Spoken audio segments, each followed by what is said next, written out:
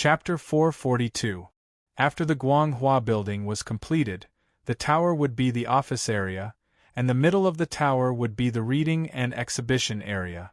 The east and west wings would be the reception, meeting, and teaching areas, each with their own entrance and exit. The various parts were connected as one, but they were also independent. Apart from meeting the needs of the office, teaching, meeting, and reception areas, the design of the Guanghua building also considered the design of the communication and leisure spaces. First, Li Zixuan designed 2 shared spaces on the second to third floor of the central section. From the main entrance, one could enter the shared space by going up the stairs. The dignified, and rigorous academic spirit was extended indoors, and the scale was vast and grand. Next, he designed an atrium in the middle of the 4th to 6th floor of the central building, with a semicircular glass dome at the top for lighting. The clouds and the sky reflected the desire to be in close contact with nature in the tall building. The eastern podium had an inner courtyard, and the western podium had a roof garden. Many people might think that with ancient construction techniques, it was impossible to build such a tall building, but in reality it was not so. Do not underestimate the wisdom of the ancients. According to historical records, the earliest skyscraper in the history of our country was built by the Western Han Emperor Liu Che. In 115 BC, in the Jianzhong Palace in the capital city of Chang'an, Emperor Wu of the Han Dynasty built a deity platform that was more than 500 feet tall.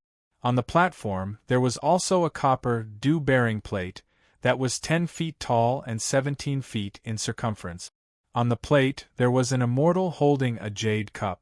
In 109 BC, the Western Han Emperor Liu Che built the heavenly platform in the palace of Gongquan, which was said to be more than 100 feet tall. However, this was not the highest, or it could be said that the number was exaggerated. At the beginning of the 6th century AD, Wei Xiaoming Emperor built the Yongning Temple in the capital city of Luoyang.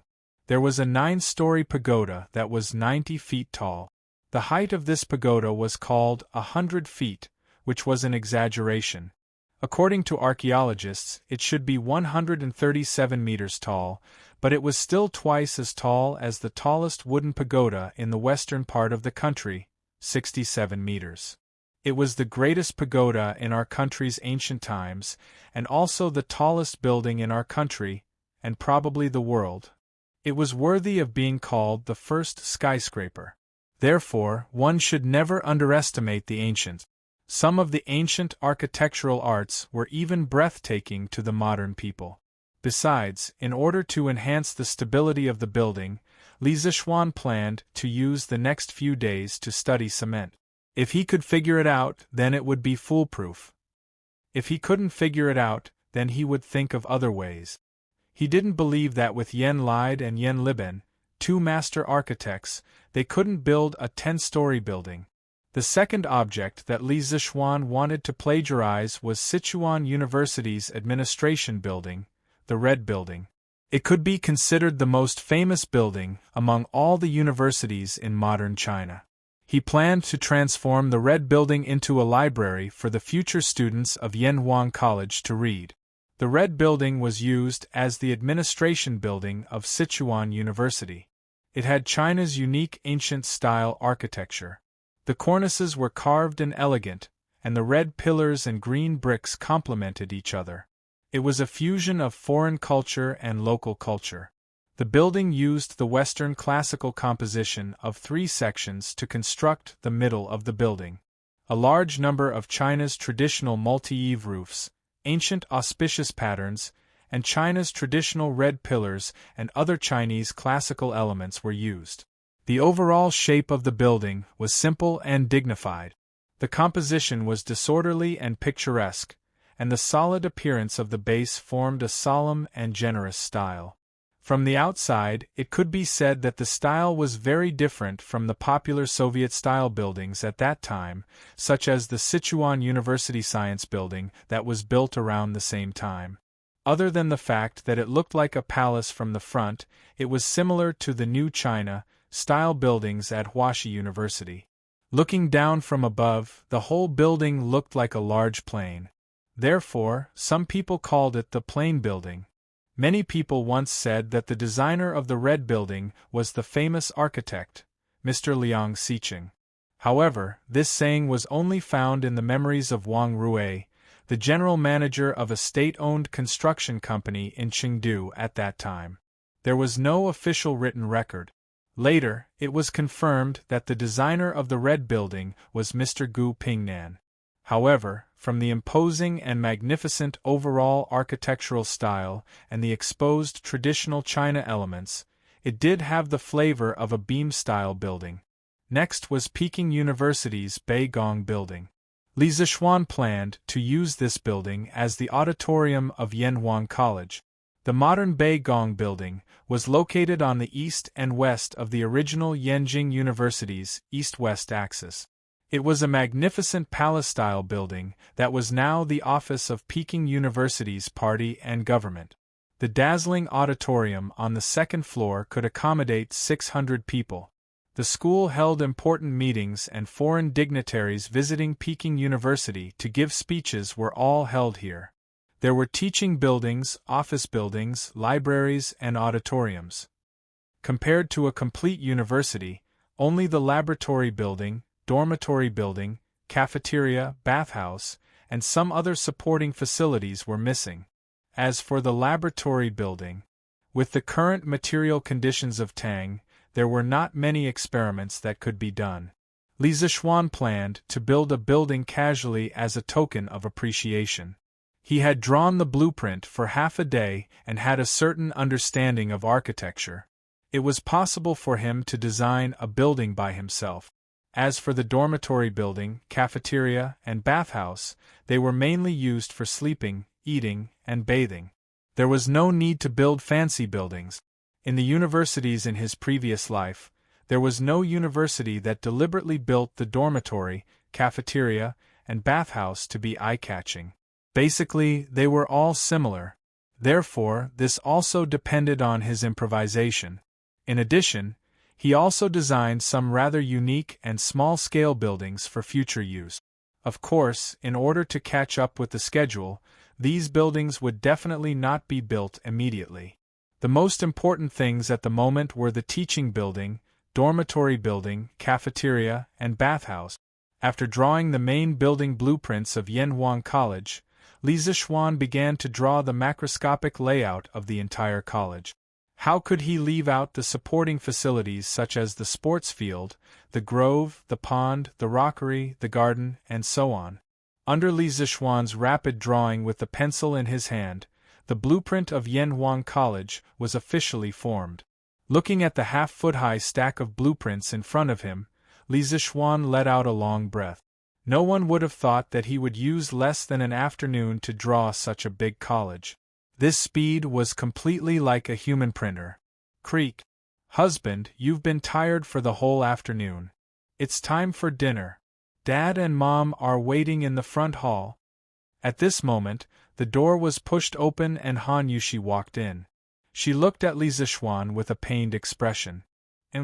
It's already night time. Let's go. Let's go for dinner. My wife, what delicious food did you cook tonight? Li Zixuan stood up and took one last look at the layout of the college. Then, he held Han Yushi's small hand and walked out of the door. However, he still felt that something was missing.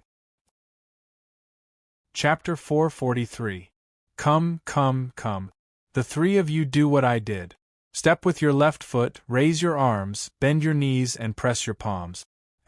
Wife, why aren't the three of you doing it? Why are you in a daze? The next morning, Li Zixuan really woke up early. He got out of bed when the sun rose. After washing up, he didn't even eat breakfast. He pulled his wife and his two personal maids to practice Tai Chi in the west courtyard. However, ever since he broke through to the master stage, every move he made was filled with the charm of Tao. It was as if there was some kind of magic that attracted the attention of Han Yushi, Xiao He, and Xiao Shi. Unknowingly, The three of them stopped what they were doing and stood on the spot as they watched Li Zixuan practice Tai Chi. After practicing 2 moves, Li Zixuan sensed that something was wrong behind him. He turned around and immediately saw 3 dazed beauties. He couldn't help but be speechless. Husband, we are observing your moves. Han Yushi woke up and quickly thought of an excuse to cover it up. Wouldn't it be embarrassing for her to admit that she was infatuated with her husband in front of so many people? Really? But it's just 2 moves. Do you need to observe for so long? Li Zixuan asked suspiciously. Han Yushi's beautiful face, which was like a flower, had a faint blush. At the same time, she was secretly annoyed at her husband for wanting to get to the bottom of this. Young mistress was fascinated by young master's valiant posture when he was practicing Tai Chi. She wasn't observing. This girl had always been quite bold. She giggled and spoke without thinking. Little girl, you're looking for trouble. Han Yushi was embarrassed. She quickly pinched Xiaohe's face to stop her from talking nonsense. It's true. She can also testify. She heard and blushed. She was also infatuated with Tai Chi. How could she have the face to testify? But luckily young mistress didn't find out. Otherwise it would be terrible. She rejoiced as she thought. Although in a big family, the young master's personal maidservants were all Tongfang, Li Zixuan had never mentioned this to them. They did not know what Li Zixuan was thinking. Moreover, Han Yushi had just married into the Li Zixuan, so the 2 of them did not know if this new young madam was a jealous person. Therefore, the 2 of them did not dare to be too close to Li Zixuan like before. They would only go over when Li Zixuan called them. Other times, they would not take the initiative to go over for no reason. Li Zixuan, on the other hand, did not have such complicated thoughts. He looked at the 3 beautiful girls with great interest. It could be said that it was a feast for the eyes. If these 3 beauties in front of him were placed in the modern era, their looks would definitely kill most of the A-list celebrities. Han Yushi was especially outstanding. She was even more beautiful than some of the A-list beauties. Therefore, he was more or less secretly happy to be infatuated with these 3 beauties at the same time. It seemed that no matter if it was in ancient times or modern times, handsome people were always welcomed wherever they went. Life was really lonely like snow. Li Zixuan shamelessly sighed in his heart. After breakfast, Li Zixuan started to get busy again. After drawing the Academy's building blueprint yesterday, he felt that something was missing. At that time, he could not think of anything. Who knew that when he was making babies at night, he suddenly had an inspiration. He was still missing a sand table. The sand table that was often used in the modern district sales office. Some large companies or schools would often display the layout of their companies or schools in the exhibition hall. In other words, this was also an inspiration that he got from having sex. He was really a genius. The blueprint was after all a 2-dimensional thing. It was difficult for many people to imagine the future appearance of the Academy based on these blueprints alone. If there was a 3-dimensional sand table, it would be much easier. Moreover, after the Academy was built, the sand table could be moved to the exhibition hall of the Academy. It could directly display the layout of the Academy and also show off its reputation. Sand table models were divided into simple sand table models and permanent sand table models. Simple sand table models were temporarily made of sand and were usually used to simulate the terrain of a battlefield. Permanent sand table models were made of plywood, gypsum powder, paper pulp, and other materials. They could be stored for a long time. The luxurious sand table made by the modern district sales office that could display the shape and layout of all the buildings in the district was a permanent sand table. It was more complicated to make and had more diverse materials.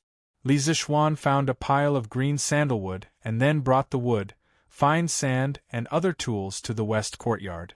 Brother, are you going to make something fun again? The scene of Li Zixuan making a scooter last time was still vivid in her mind. Therefore, when Lan Er saw this, she thought that her brother was going to make something fun for her again. She quickly ran over and asked. Having a little cutie at home always made one's mood inexplicably better.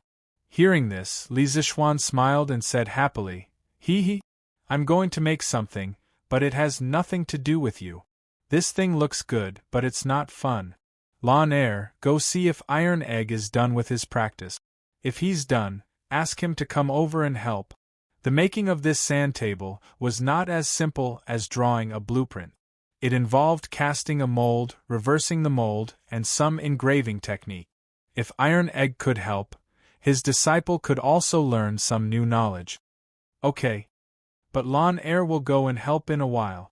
Lan Er nodded her head and took to her heels. Li Zixuan continued to instruct the servants to move the materials. After a while, Iron Egg came to the west courtyard, sweating profusely. Li Zixuan could feel the heat from this kid even from a distance. He couldn't help but smile and say, "Finished practicing?" Li Zixuan remembered that he had doubled bruisers training yesterday. He hadn't expected his disciple to be so fast, and it seemed like he still had energy to spare. It seemed like his Qi Gatherer Realm martial artist's quality was much higher than other martial artists of the same level. The Taishen Sutra was indeed awesome. Okay. I just finished practicing. Master called Iron Egg over. Do you need any help? Iron Egg wiped his sweat and said hurriedly. Li Zixuan had already asked the servants to tidy up the side hall and make a very spacious space. At this time, he pointed at the pile of materials in the room and said, "Here. We're going to use these things to build a house. Master will teach you how to do it later." Iron Egg nodded confusedly, but Lan Er shouted excitedly, "Wow! Building a house? Brother! Brother! Lan Er also wants to help." Li Zixuan was worried that this little girl would cause trouble later, but he couldn't say this out loud. Otherwise, Lan Er would definitely pester him. He could only say, "Okay. Lan Er, you come too." Chapter 444. After breakfast, Han Yushi went to Madame Li to learn business management and accounting. The two little maids also followed her, so there were only the three of them in the entire west courtyard. Li Zixuan first determined the space ratio of the model. He roughly calculated and finally settled on a ratio of 1:100. This could not only save a lot of materials but also make people look more comfortable. Most of the modern sand tables used a ratio of 1:70 to 1:100. Then Li Zixuan made the sand table according to the layout plan and the sand table's ratio. The table he used was similar to the billiard table in his previous life, but the size of his billiard table was a little bit too big. Iron Egg, do you know how to read blueprints? After putting together the table, Li Zixuan took out the stack of blueprints he drew yesterday and asked. "This, I don't know, Master." Iron Egg glanced at the complicated lines on the blueprints, shook his head, and said awkwardly. Li Zixuan never taught him these things. "Okay. Then I'll teach you how to recognize the new blueprints first. As the disciple of Li Zixuan, if you don't even know how to read blueprints, wouldn't it be too embarrassing?" Li Zixuan patted his head, called the two little guys to the side, and began to teach them engineering drawing lessons. About an hour later, Iron Egg and Lan Er finally learned how to read blueprints. As for drawing blueprints, they had to go down and slowly learn and practice. Li Zixuan didn't have much time to waste anyway. "Okay, I'll chop the planks first. Iron Egg, take these blueprints and mark the dimensions according to the ratio of 1:100 with a pencil. After a while, you can chop according to the marks." Li Zixuan took 3 blueprints of simple buildings and handed them to Iron Egg. He didn't assign any tasks to Lan Er. It was good enough that this little girl didn't cause trouble for him. As for the tasks given to Iron Egg, it was mainly for consideration. Even if Iron Egg didn't help, he wouldn't spend much time on these tasks. "Okay, Master." Iron Egg also understood that Li Zixuan was testing him. He quickly took the blueprints and looked at them carefully. Li Zixuan smiled, then picked up the wind-chasing sword, and became the most awesome carpenter of this era. Now that he was at a higher level, he could chop wood like cutting tofu. Moreover, the thickness of each plank was almost the same. In less than 15 minutes, one smooth wooden board after another was piled up in front of Bruiser. Bruiser had just snapped out of his daze from looking at the blueprint, and he was stunned when he saw this scene. What kind of martial arts? Could it be that his master still hasn't taught him how to chop wood? Iron Egg puzzled in his heart. What is this? My brother has even more powerful moves that he hasn't used yet. Little brother Iron Egg, watch carefully and learn well. In the future, you are going to inherit my brother's legacy. Lan saw Iron Egg's shocked face and knew what he was thinking. The little girl patted Iron Egg's shoulder and said with a little adult tone.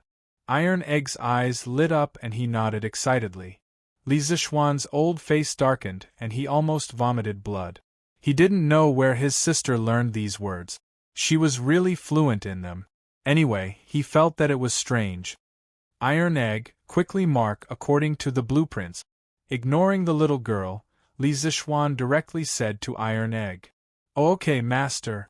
Iron Egg just remembered his task.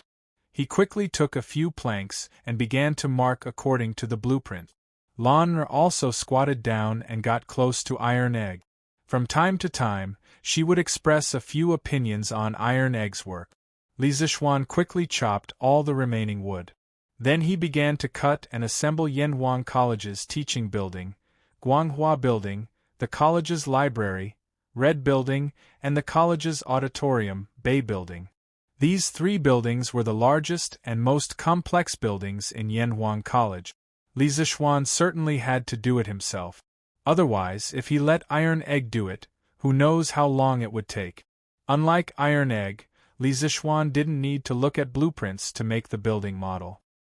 He closed his eyes and the 3-dimensional model of the 3 buildings suddenly appeared in his mind. With a thought, the 3 buildings suddenly shattered into many pieces.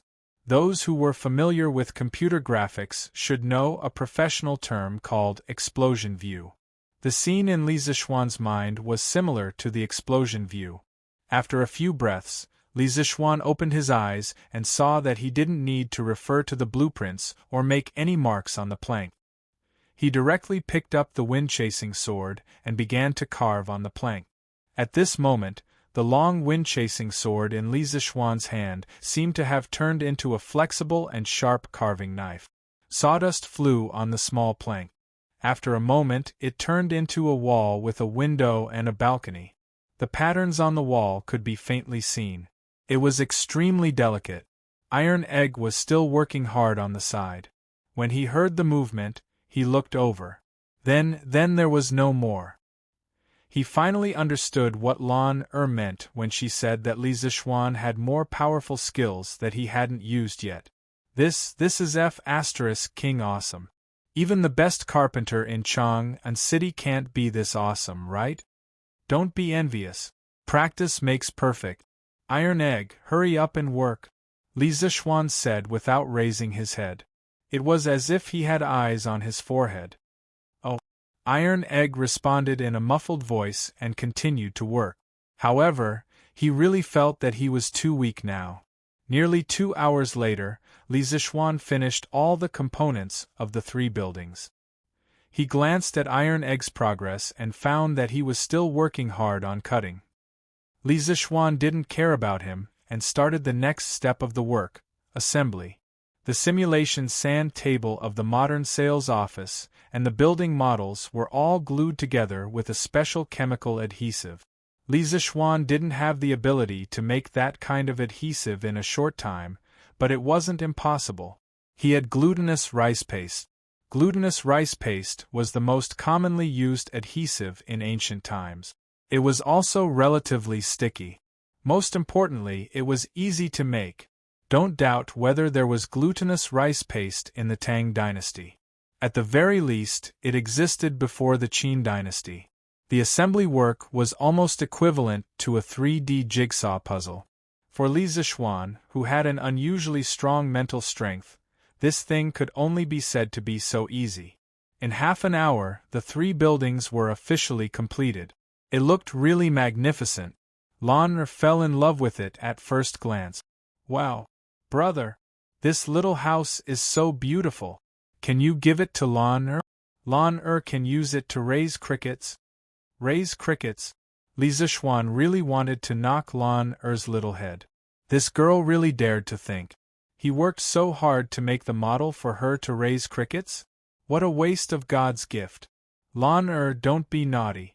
This thing is very useful to me. Lan Er pouted and secretly thought that her brother was really stingy. Then, she ran over to help Iron Egg. Chapter 445. Master and Disciple. Oh, there should be little Lan Er. The 3 of them fiddled around in the side hall of the west courtyard for the entire morning.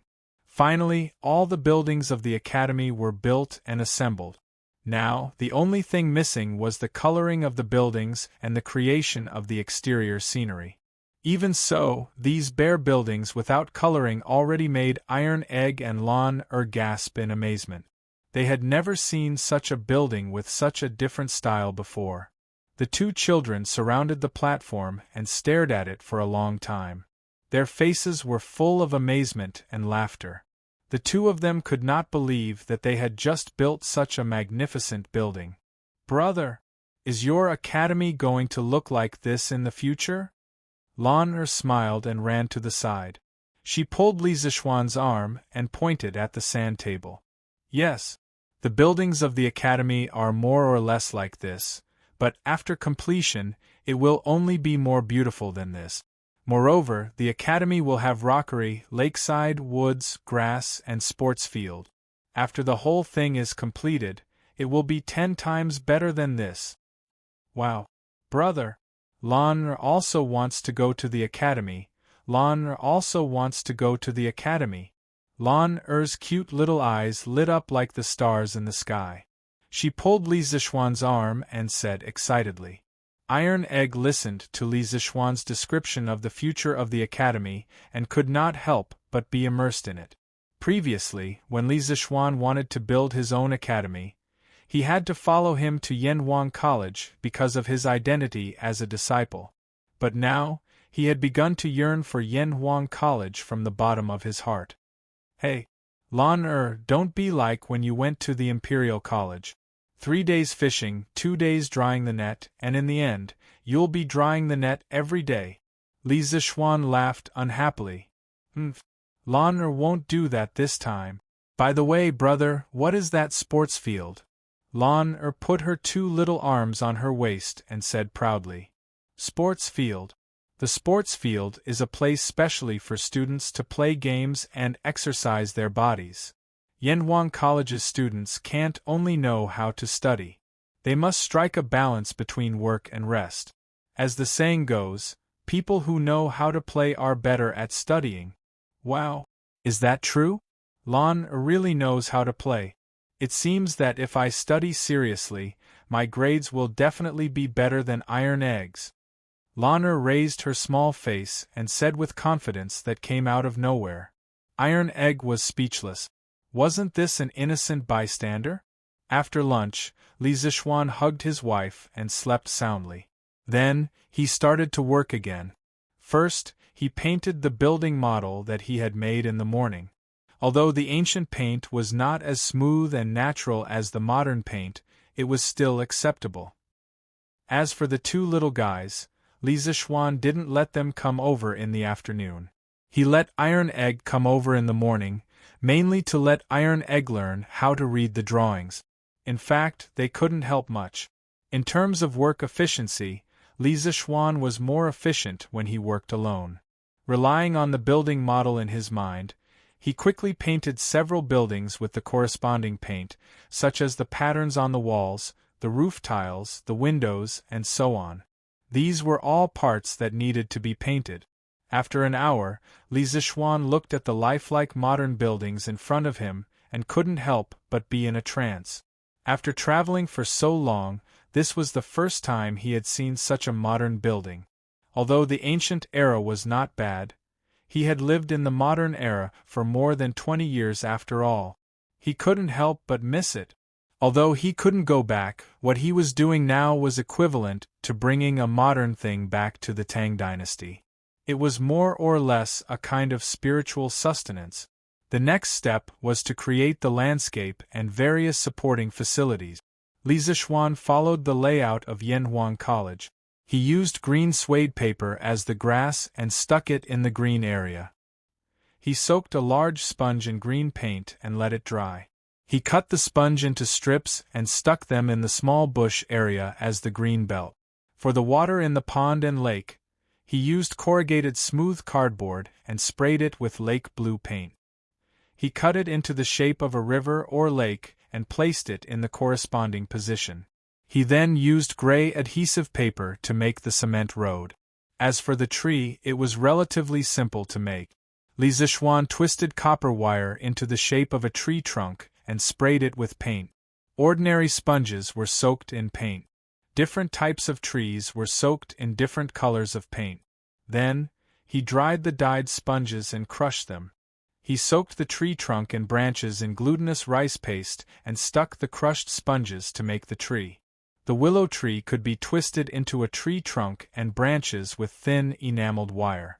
Then, he stuck green wool on the branches.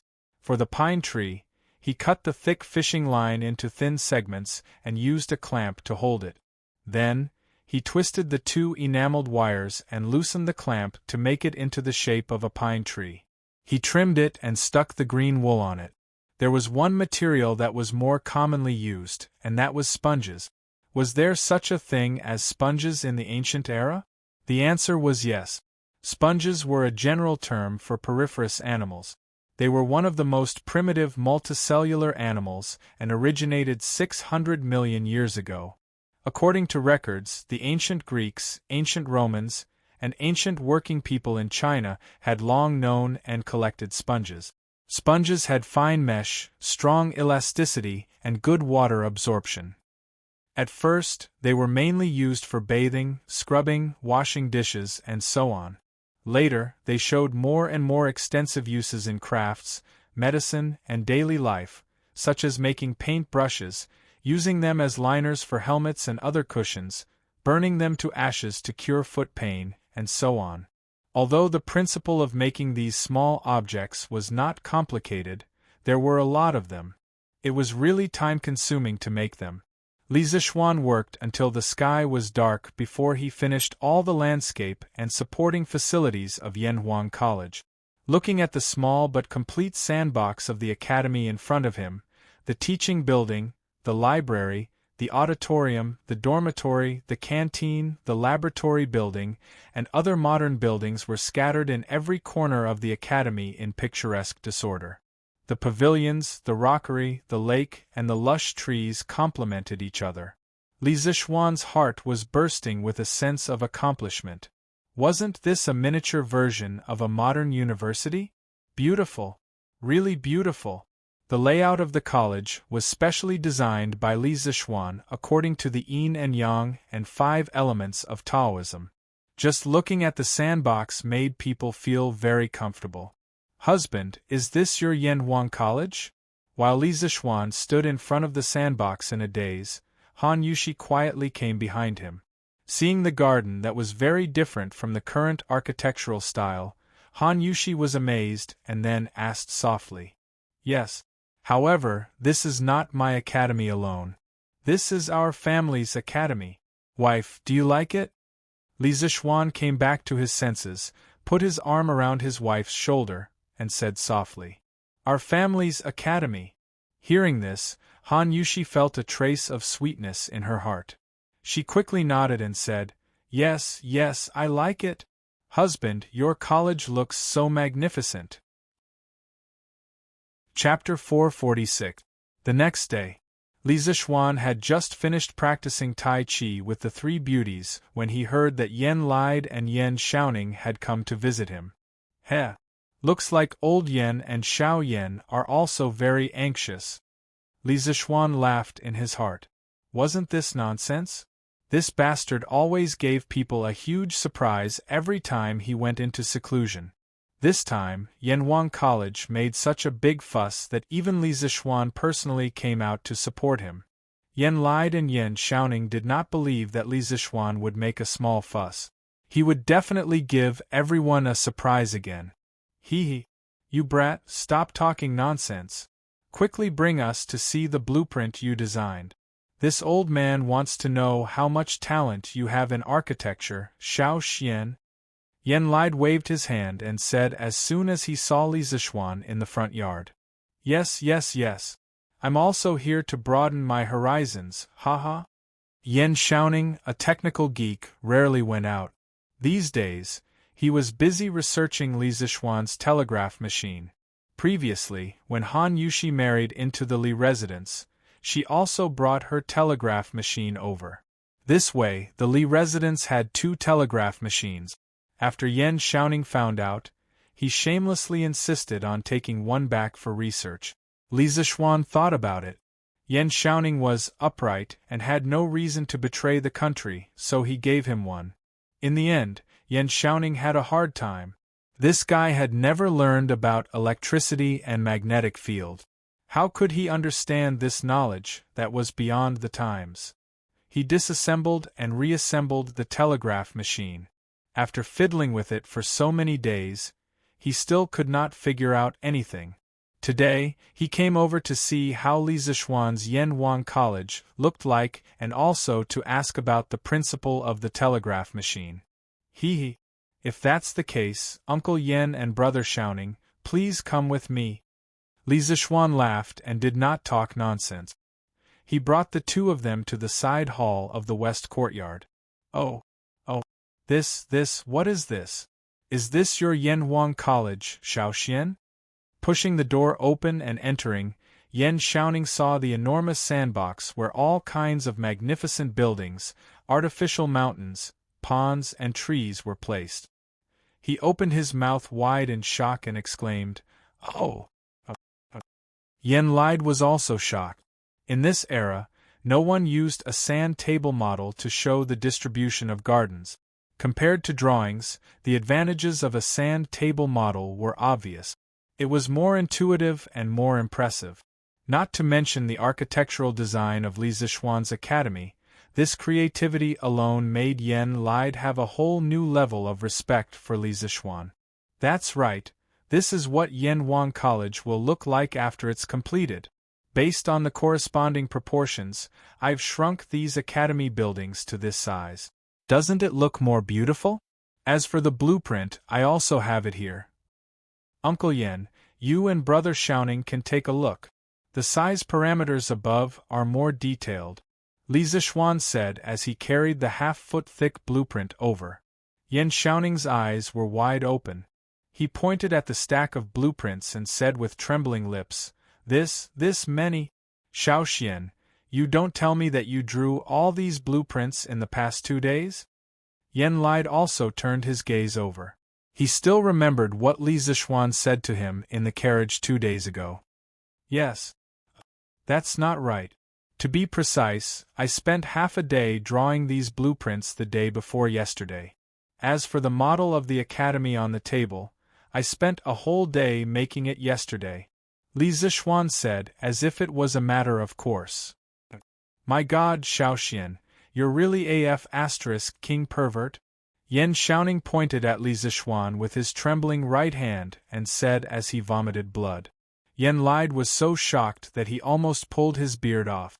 He said with a speechless face, Xiaoxian, how can you draw so fast? This old man has never heard of such a thing. Li Zixuan didn't know how to explain. He could only wave his hand and said with a smile, It's natural. It's all natural. *T. How can this be natural? Yan Xiaoning probably learned this catchphrase from Qing Chumo. He looked at Li Zixuan with jealousy and hatred. Haha.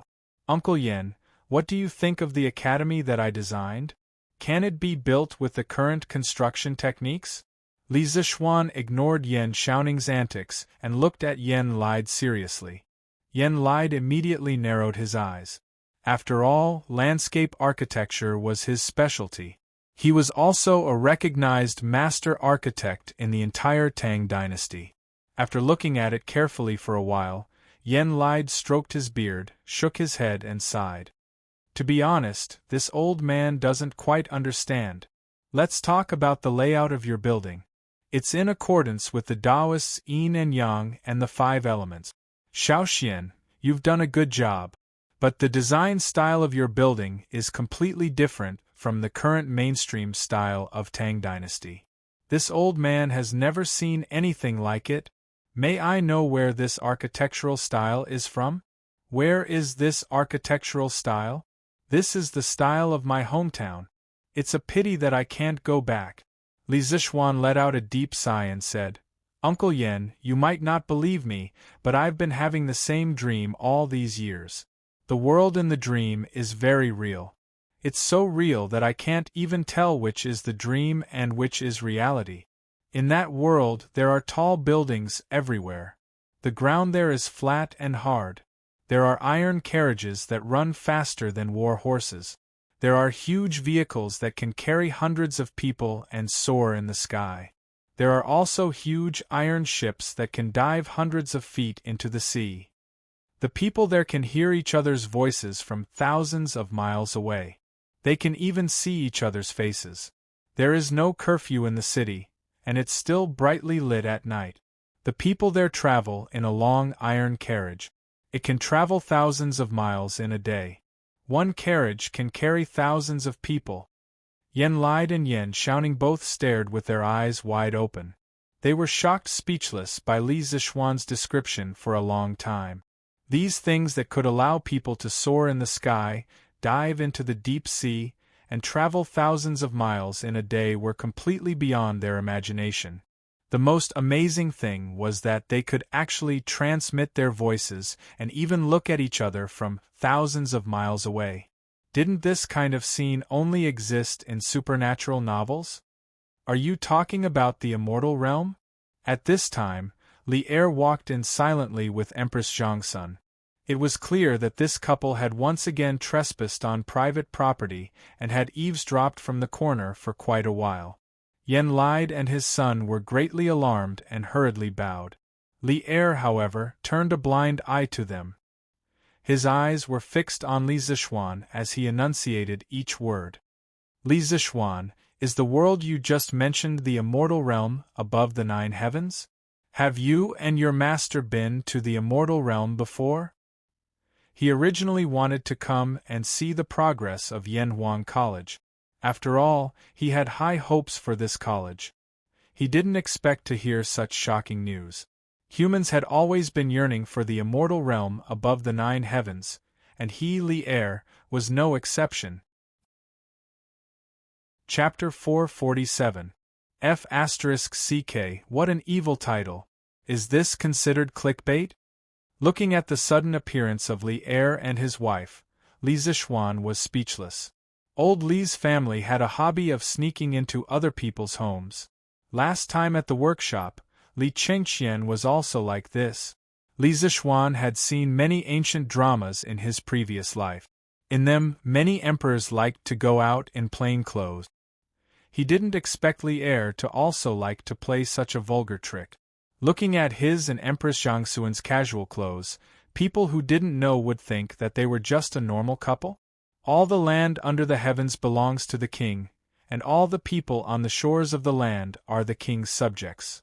Perhaps this kind of thinking was deeply ingrained in Li Er's mind. He felt that the whole Tang Empire was his, and it was nothing to go out of the palace and be a guest at a subject's home.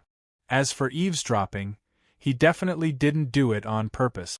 It was just a coincidence. Li Zishuan was too engrossed in his memories just now. Otherwise, he would definitely have sensed that there was someone outside the house. Your humble subject pays his respects to your majesty. Li Zishuan cupped his hands and bowed to Li Er, who was eyeing covetously. Don't talk nonsense. Quickly answer me. Is the place you were talking about the celestial world? Li Er was unmoved and continued to ask. Empress Zhongsun pulled Li Er's arm worriedly. She was always smart, but at this moment, she was very worried that her husband would be possessed. Since ancient times, many wise divine emperors had become muddle-headed and incompetent because of pursuing the illusory celestial path. In serious cases, their families were separated and their countries were destroyed. As an important official of the empire, how could Yen Lai not have such worries? He opened his mouth, but due to the power that Li Er was emitting at this moment, he could only swallow the words that were at the tip of his tongue. At the same time, he secretly prayed that Li Zishuan would not say anything that would seduce the emperor. Your Majesty, this is just a humble subject's dream, not a celestial realm. Feeling Li Zishuan's urgent and bloodthirsty gaze, Li Zishuan secretly regretted acting tough just now. He didn't expect to attract the wolf. Never doubt the ancient emperor's pursuit of immortality. These people had reached the pinnacle of power in the mortal world. They no longer had any desire for wealth in the mortal world. The only thing they wanted was eternal life. For this, they did not hesitate to become tyrants. Is it really just a dream? Li Er asked unwillingly. It's absolutely true. But you just said that you can't tell which world is a dream and which world is reality. In the past, there was Zhuang Zhou who dreamt of butterflies. He couldn't distinguish between dreams and reality and eventually became one of the two Taoist sages. Now, you dreamt of such a real and bizarre world of immortals. Therefore, I want to know if the world of immortals really exists. Zhuangzi was the first to propose the idea of inner sage and outer king, which had a profound impact on the Confucian school. His three sounds thought was compatible with the three talents of the Book of Changes, so he and Laozi were called Laozi and Zhuang Zhuang. The two were regarded as the two Taoist sages. Li Er stared at Li Zishuan's eyes and asked word by word. As long as Li Zishuan said half a lie, Li Er was confident that with his ability to read people, he would be able to see through it. Your Majesty, even if the world in my dream really exists, I dare to conclude that it is definitely not the world of immortals. Li Zishuan directly cut off Li Er's thoughts and said with certainty, Why? Because the people in that world are no different from us. They are all mortal. They can get sick, hungry, thirsty, injured, and die of old age. Although the average lifespan of the people there is 20 to 30 years higher than the lifespan of the people of the Tang Empire, they are definitely not immortal. How can a world without immortals be the world of immortals? Li Zishuan did not back down. He looked straight at Li Er and said in a deep voice, But you just said that the people in the other world can soar above the 9 heavens, dive hundreds of feet into the deep sea, transmit messages from 1,000 miles away, and even look at each other from 1,000 miles away. How can mortals do such a thing? Li Er was still unwilling to believe it and retorted, Your Majesty, don't think that the other world is too mysterious. In my opinion, the reason why they can do that is nothing more than borrowing some tools. Their engineering has been developed to the extreme, 100 times more advanced than the Tang Empire. That is why they can create those magical tools. You're saying that those tools were created based on engineering? Li Er said in disbelief. Li Zishuan pretended to let out a deep sigh and said, Now that things have come to this, I will tell you the truth. The engineering that I mentioned earlier included new mathematics, electricity, magnetic field, and electromagnetism. My master only taught me a small part of these knowledge. The rest was learned in my dream. In other words, my engineering belongs to the knowledge of the world in my dream. Learned in your dream? Li Er's eyes widened and his breathing quickened. He muttered, No wonder I always felt that your knowledge did not belong to this world. You can even create things like lightning. Now it seems that it is indeed so. Your Majesty, in that world, people call the ability to create new things science and technology. Engineering is the most important branch of science and technology. The telegraph that I previously built can, in theory, transmit messages from 1,000 miles away. If it is slightly modified on this basis, Transmitting messages from 1,000 miles away will definitely not be a problem. This is the ironclad proof that that world is not the immortal world. If my engineering can be developed to the extreme, my Tang Empire will be able to create tools similar to that world one day. At that time, flying into the sky and flying into the sea will definitely not be an unattainable dream for ordinary people. Li Zishuan felt that his impromptu explanation today was perfect. In this way, if he invented something awesome in the future, he would no longer have to tell others that it was taught by his master. If he always bragged about his master, sooner or later, something would happen because some things were too much beyond this era. In the Celestial Master sect of Longhu Mountain, there were a few elders who had more contact with spiritual master Lingshu. If Li Er felt that something was wrong and sent someone to investigate seriously, he would definitely be exposed.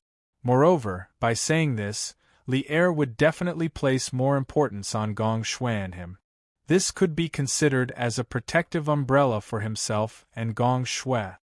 I see. In this way, all the doubts can be explained. Engineering, what a good engineering! Li Er's expression was inexplicably complicated. He, who had always been wise and decisive, didn't know how to treat Li Zishuan at this moment. Now, things were out of his control. After a long time, he said to Li Zishuan seriously, "Yanwang College, you brat, do a good job. I hope that in my lifetime, I can ascend to the sky tens of thousands of feet high to see if there are immortals. I want the kind of long carriage that can travel 1,000 miles in a day and carry 1,000 people. I also want the kind of tool that can transmit messages from 1,000 miles away. In this way, in the world, who can be my opponent?" Li Zishuan sweated profusely. He really wanted to say, "Old Li, aren't you King asking for a little too much?" Chapter 448. Yes, Your Majesty. Li Zishuan smiled but cursed in his heart. He resisted the urge to complain and bowed to accept the order. Li Er nodded with satisfaction.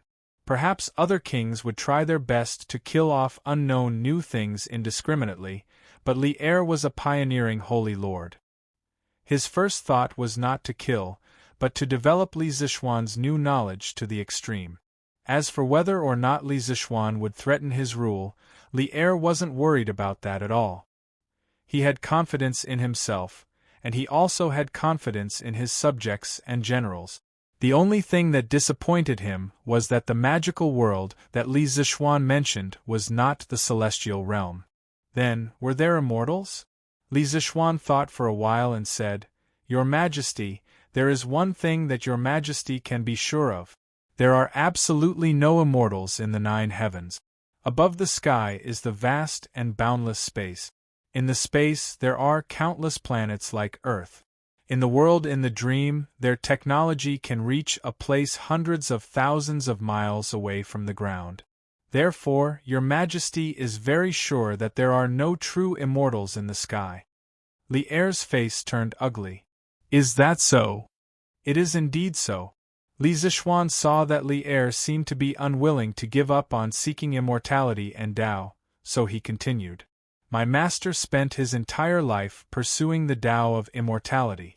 In the end, he achieved nothing and still died of old age. Before he died, he once said to Your Majesty, 'Everyone wants to live forever. From kings to ordinary people, they all regard the prolongation of life as their deepest dream. But they don't know that longevity itself is the biggest joke. Buddhism seeks nirvana, Taoism seeks inaction, and Confucianism seeks neutrality. Different roads lead to the same destination. In the end, it is to turn people into stone. Turtles live long because they are slow, trees live long because they do not move, and only stone has existed since ancient times. Extinguishing human desires, severing human relations, severing the 5 senses, and blocking listening. Is this still human? You don't know the difference between cold and heat, smell and smell, right and wrong. You don't have any thoughts of home or country, You don't have any concept of family, you don't have any concept of family, you don't have any joy, you don't have any sorrow or joy. You are no different from rotten wood. The reason why humans are different from beasts is that we have the ability to think, understand etiquette, know familial love, know how to work, know how to create, know how to change the world, and also know how to create the world, making everything in the world work for us. This is the duty of humans.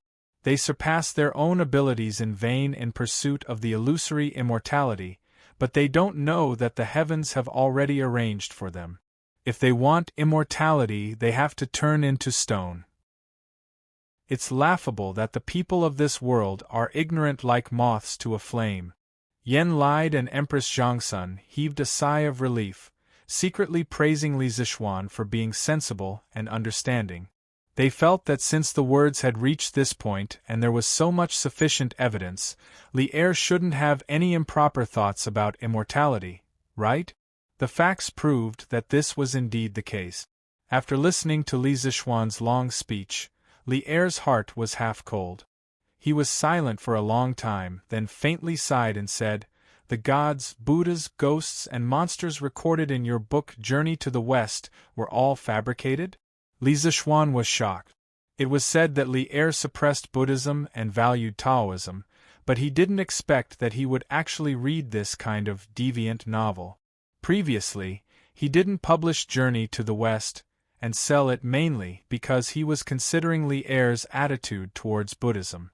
For a while, he was worried that Li Er would settle accounts with him after reading this novel, but he didn't expect that Li Er not only secretly finished reading it, but also didn't find trouble with him. In fact, he thought too much about it. Later generations said that Li Er suppressed Buddhism and valued Taoism mainly because the Li family respected Laozi Li Er as their ancestor and advocated Taoism, which was beneficial to the orthodoxy and holiness of the imperial power of the Tang Dynasty. But in fact, Li Er didn't have much bad feelings towards Buddhism.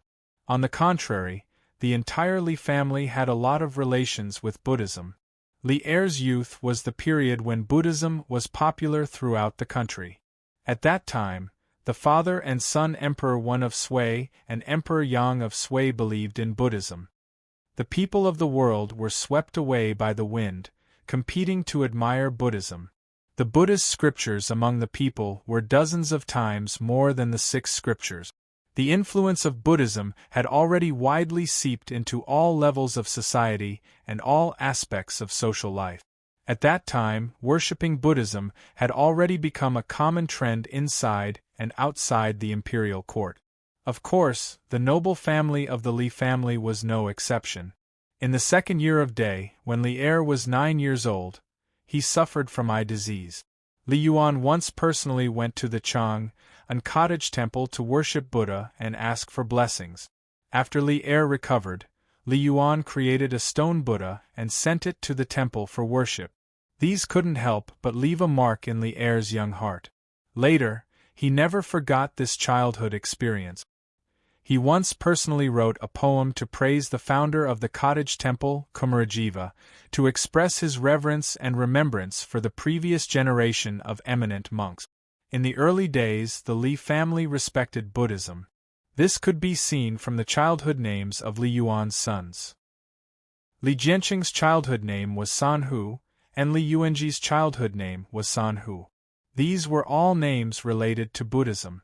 Although Li Er's childhood name wasn't recorded in history books, it was certain that it was related to Buddhism.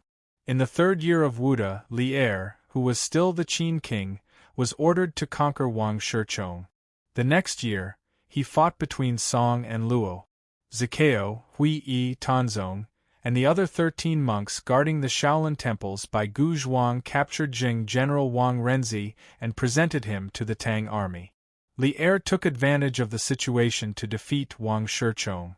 This was the famous incident of the 13 staff monks saving the Tang king. Because of this, Li Er had a good impression of Shaolin Temple and Buddhism. However, during the Black Tortoise Gate incident, Buddhism had secretly helped Li Jianqing. This made Li Er very angry after the incident, and he also had a trace of disgust towards Buddhism. At the beginning of the Li Tang dynasty, they had once respected Laozi as their ancestor, so Li Er simply proposed the policy of Taoism before Buddhism. But so far, he hadn't introduced any obvious policies against Buddhism. In the Tang dynasty, the Li family pursued the policy of coexistence of Confucianism, Buddhism, and Taoism. Li Er was the founder of this policy. Your Majesty, the plot in Journey to the West was indeed fabricated by me. I hope your Majesty doesn't take it to heart. Seeking immortality and longevity is just an illusory delusion after all. Li Zixuan wiped the sweat on his forehead and cupped one hand in the other before his chest. Forget it. I'm here today to see how the preparation of your academy is going, not to discuss with you about seeking immortality and Taoism. Li Zixuan waved his hand and said. At this time, he noticed the huge sand table in the room. He roughly glanced at it and suddenly said in surprise, Li Zixuan, what is this? Previously, he and Empress Zhongsun only heard Li Zixuan's description of the dream outside the door. They didn't hear Li Zixuan and Yen Lide's discussion of the Academy's blueprint. Li Zixuan was secretly scolding Li Er for being shameless. No one could force an explanation like him. At this time, when he heard Li Er's question, he replied, Your Majesty, this is the Yen Wang College designed by me. Next, I'll have to trouble Minister Yen to send some skilled craftsmen to Mei Village and Yunshan to build it. Chapter 449. Oh, so this is Yen Wang College. You're really creative. You actually shrunk the layout of the college to such a size. It's clear at a glance. Not bad, not bad. Li Er wasn't stupid. He could see the function of the sand table model at a glance. He walked to the front of the platform and looked carefully while praising. Your Majesty, the scale of this college is so huge. I'm afraid it's almost as big as the Imperial College. There are mountains, rivers, flowers, grass, pavilions, terraces, and pavilions. The disorder is picturesque. It's very beautiful. But why haven't I seen the style of the buildings before? Empress Zhongsun also walked over with Li Er. She looked at the exquisite and beautiful Yen Wang College in front of her and sighed. Oh, this style is indeed not like the architectural style of my Tang Empire. Li Zixuan, come and tell me and the Empress. Li Er nodded and waved his hand. Your Majesty, I call this big platform a sand table. It's a model of the future Yen Wang College that has been shrunk to a certain scale for people to see. The tall buildings inside are all designed by me with reference to the style of the college in the other world in my dream. As for the layout of the buildings, trees, mountains, and rivers, they are all in accordance with the true meaning of Taoism's yin-yang and five elements. It can not only ensure that the students have enough space to study, but also allow the students to relax after studying. Li Zixuan cupped his hands and said. Li Er heard him and asked curiously, Oh? The world you're talking about also has a college? Li Zixuan smiled and said, Of course. The reason why the technology in that world is so advanced is inseparable from their perfect education system. The college there is called a school. If a person wants to become a talent, he or she must receive at least 16 years of systematic education. 16 years. There must be a cause for every effect. Li Er nodded thoughtfully and said, Let's build it like this. Although these tall buildings look weird, I think they're quite magnificent. They're quite compatible with your engineering. Yen Lide, transfer a group of skilled craftsmen from the Ministry of Works to help build Yen Wang College. This old official obeys. Yen Lide stepped forward and cupped his hands. Li Er nodded with satisfaction and turned back to look at the sand table model. This time, he wasn't looking at the buildings, but the mountains, rivers, and trees. At this moment, a flash of inspiration suddenly flashed through his mind, and he suddenly froze in place. Your Majesty? Seeing that Li Er did not speak for a long time and just stared at the sand table, Empress Zhongsun called out softly. Li Zixuan, can your sand table simulate the topography of mountains and rivers? Li Er turned his head and looked at Li Zixuan with bright eyes. Li Zixuan stared blankly for a moment before he understood what was going on. He guessed that Li Er had coincidentally discovered the miraculous use of the sand table model in a military formation and thus asked this question. In fact, when he decided to make the sand table, he had already guessed that Li Er should be able to discover the mystery, but he didn't expect Li Er to be so amazing that he could discover it with just a few glances. It could only be said that a person's success might be due to chance, but it was certainly not entirely due to chance. To forge iron, one had to be strong. Li Er's knowledge in the field of military formations was still very impressive. Replying to your Majesty, this sand table can indeed simulate the topography. Whether it is hills, plains, or prairies, they can all be made on the sand table. With it, it is equivalent to having a three-dimensional map, which may be of great use for marching and setting up formations. Haha. Of great use, it is indeed of great use. I will record your merit. I will ask the supervisor to send a master craftsman to learn the method of making this sand table from you later. You are not allowed to hide anything. I need a terrain sand table of the Liangzhou area. Li Er laughed loudly. Yes. Li Zixuan breathed a sigh of relief and cupped his hands in obeisance. Of course, he would not hide anything. Of course, he was willing to teach others the physical work of making a military topography sand table for Li Er, because he still had a lot of things to do. Let's go back to the palace. Li Er was satisfied with the results of this trip out of the palace. Not only did he hear some of Li Zixuan's secrets, but he also obtained a military tool like the sand table. Seeing that there was nothing new in the room, Li Er waved his hand disinterestedly and prepared to return to the palace. Empress Zhongsun deliberately fell 2 steps behind. She walked in front of Li Zixuan and said with a smile, "You and Qingqian are good friends. I will call you Xiaoxian for the time being." "It is my honor that your Majesty is willing to call me this." This was the first time Li Zixuan had spoken to Empress Zhongsun at such a close distance. The woman in front of him exuded grace, love, and kindness. It was as if there was a kind of magical power on her body that made people unable to raise their guard against her at all. Instead, they would involuntarily feel a sense of intimacy. Empress Zhongsun smiled and said, "Among the younger generation of the Tang Empire, I have never seen His Majesty value a person so much. Don't be complacent. The right way is to concentrate on learning and not disappoint His Majesty's high expectations. I know that you intend to carry forward engineering.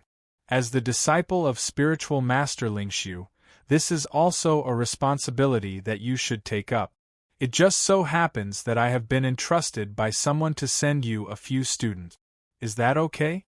Li Zixuan sighed in his heart.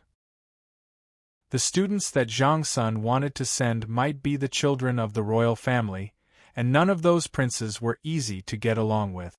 Wasn't Li Tai a super troublemaker in the past? Crazy troublemaker. If Li Zixuan didn't have some skills, he would definitely have been messed up by that little fatty. But he had to give face to Zhongsun. Li Zixuan could only cup his hands and say, "Since your Majesty has ordered, I dare not to disobey. So be it." The second generation of the royal family. Logically speaking, Li Er had already given his academy a lot of support. He should also return the favor. At worst, the academy would implement militarized management in the future. He didn't believe that he couldn't kill the prestige of this group of playboys. Ha ha! Empress Zhongsun nodded with satisfaction.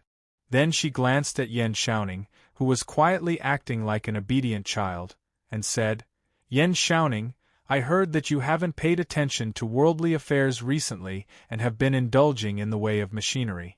Although your spirit is good, you have to understand the painstaking efforts of your father, Minister Yan. You are 3 years older than little Xian, but you haven't settled down yet. How about I see which minister's daughter is suitable in the future and arrange a marriage for you? How about it? What the hell? Zhang Sun didn't like Yan Xiaoning, this technical geek, and wanted to introduce him to a wife. Yan Xiaoning hadn't expected that Empress Zhang Sun would make such a move at the last moment. He had been silent all this time in order to reduce his presence. Flabbergasted, he said, "Your Majesty, isn't this? Thank you for your kindness, Your Majesty. I will remember it in my heart. Unfilial son, quickly thank her." Just when Yan Xiaoning was about to refuse, Yan Lide hurriedly interrupted him and thanked Empress Zhang Sun with cupped hands. Chapter 450. Empress Zhang Sun finally left, but she left with a mysterious smile. She left quietly, but she left behind a bomb that could explode at any time for Yan Xiaoning. "Dad, why did you agree to it? I'm only 18 this year, why are you in such a hurry?" Yan Xiaoning only mustered up his courage, and said pitifully after Zhang Sun left, "Bastard! Her Majesty Hongyan, are you going to reject her? Besides, what the Empress said is exactly what I'm thinking. Look, Xiao Xian is 3 years younger than you, but he's already married. What about you?" Yan Lide glared at him and said angrily. Yan Xiaoning shrunk his neck, wiped the spittle on his face, and looked at Li Zixuan bitterly. His eyes were clearly saying, "Damn it, it's all your fault. Sometimes, it's a pain to have a friend who's too outstanding." Li Zixuan rolled his eyes helplessly, which meant, "Brother, I'm just that outstanding, there's nothing I can do about it." Yan Xiaoning almost vomited blood. If it weren't for the wrong occasion, he would have fought Li Zixuan to the death. "Ahem. Uncle Yan, I'll leave the construction of Yanhuang College to you." After exchanging glances with Yan Xiaoning, Li Zixuan felt a little uncomfortable because he felt that this kind of exchange was a little gay, so he looked at Yan Lide and said seriously, "No problem. His Majesty has personally instructed that the Ministry of Works will fully cooperate with you. Fortunately, the higher-ups haven't given the Ministry of Works any urgent construction tasks recently, so according to my initial estimation, the Ministry of Works should be able to allocate 220 skilled craftsmen for you. A few of them have participated in the construction of Tsuiwei and Yuhua Palace with me, so they're very experienced in building buildings. As for the ordinary workers, you'll have to hire them yourself. The imperial court won't conscript them for free." Yan Lide raised his head and thought for a while, then said while stroking his beard, 220? That should be enough. As for the workers, I will definitely hire them myself. Uncle Yan, you don't have to worry about this. What I want to ask is, with the construction skills of the Ministry of Works, is it possible to build such a tall building?" Li Zixuan nodded and asked. He knew in his heart that in the entire imperial court, except for Li Er and a few generals who were close to him who supported Yanhuang College, the rest of the ministers were either watching or objecting in their hearts. After all, this involved the competition between schools of thought. Under such circumstances, it was already very generous of Yan Lide to be willing to transfer so many craftsmen to him. As for the ordinary workers, he had never expected the imperial court to use corvée labor to help him conscript them for free. Since he had made up his mind to build Yanhuang College, he had never thought of saving money. The crux of the problem was whether the great Tang could build a 10-story building with its current construction technique. Yan Lide took another careful look at the sand table, then pointed to the future teaching building of Yanhuang College, Guanghua Building, and smiled confidently. "Little Xian, you're worried that the building is too tall and the craftsmen can't build it, right? Haha. Actually, you don't have to worry at all. This building only has 10 stories, and the total height is estimated to be no more than 120 feet. It won't be a problem to build it. Little Xian, you've seen the Big Goose Tower in Jinchang Square, right? That tower has a total of 20 stories. Compared to the Big Goose Tower, your building may occupy a larger area, but as long as you put in more effort into the supporting pillars between the floors, it won't be a problem to build it to 10 stories. The Big Goose Tower was located in Jinchang Square in the South Jin Dynasty of Chang'an City. It was also known as the Buddha of Mercy Temple. After several renovations, it was 64.7 meters, about 190 feet tall, which was equivalent to the height of a 20-story building. 1,000 years ago, it could be called a skyscraper in the Tang Dynasty. However, the awkward thing was that Li Zixuan rarely went to the south of the city, let alone to the Big Goose Tower. This was worthy of his reputation as a homebody. Ahem, that's good, that's good. Li Zixuan was a little embarrassed, but at the same time, he was relieved. However, he was still a little curious. Such a tall building would definitely not be built with only wood, because wood couldn't bear such a large weight. But if it was brick, the problem would arise. There was no cement in the Tang Dynasty, so how would the wall be built? Uncle Yen, what kind of materials do you plan to use to build this building? Such a stupid question made Yen Lide speechless. He said, bricks of course. Such a tall building can't only be built with wood. Li Zixuan's old face did not look too good after being treated as a stupid C***T. He directly asked the main question, then what kind of material should be used to glue the bricks? Yen Lide's expression became even more strange. He paused for a while before saying, of course it's glutinous rice mortar. Little Xian, you don't even know this? Then why did you design such a tall building? I really don't know. This kid wants to design it first and see if it can be built. If it can't be built, this kid will think of other ways. Ahem, Uncle Yen, are the walls made with glutinous rice mortar reliable? Yen Lide was speechless. He was still praising Li Zixuan for his proficiency in architectural design. Now it seemed that this guy was a complete novice in some aspect. He shook his head and said, of course it's reliable. The walls of Chang'an City are made with glutinous rice mortar. Don't you think it's reliable? In fact, the ancient construction technology was far from as low as Li Zixuan imagined. Although there was no cement at that time, there were many substitutes. The West initially used clay as a cementing material.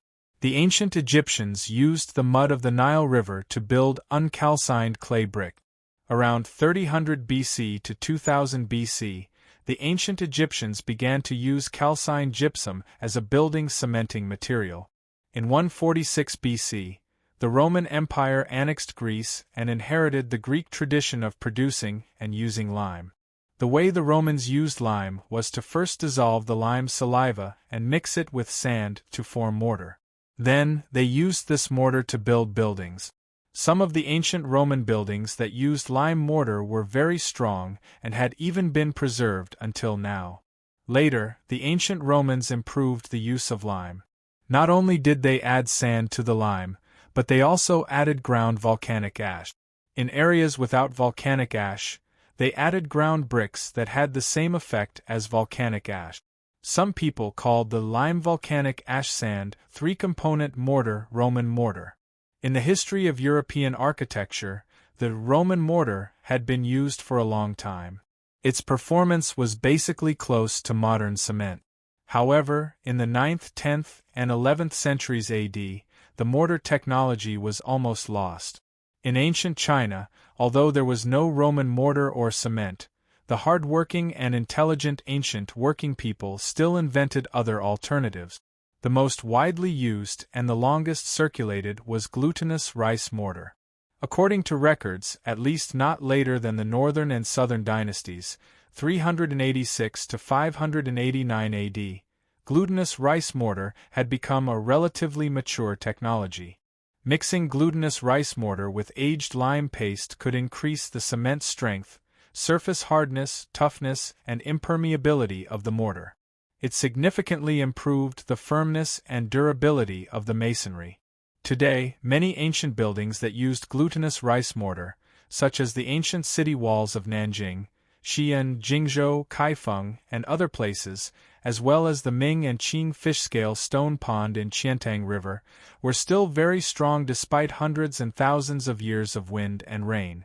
Facts proved that glutinous rice mortar was an outstanding building cementing material. The engineering quality of the ancient buildings built with glutinous rice mortar was not inferior to some of the modern reinforced concrete buildings. Therefore, the wisdom of the ancient people was not to be underestimated. The technology of the ancient people was not useless. There were still many shining points. Chapter 451. In the afternoon, Li Zixuan thought for a while, then took the carriage to the workshop. He wanted to ask Faubert to help and see if he could make cement. In the morning, Yen Lide said that glutinous rice mortar could be used as a binder between bricks and stones, but the cost was very expensive. In this era, although prices were low, glutinous rice was a grain that was 3 to 4 times more expensive than rice.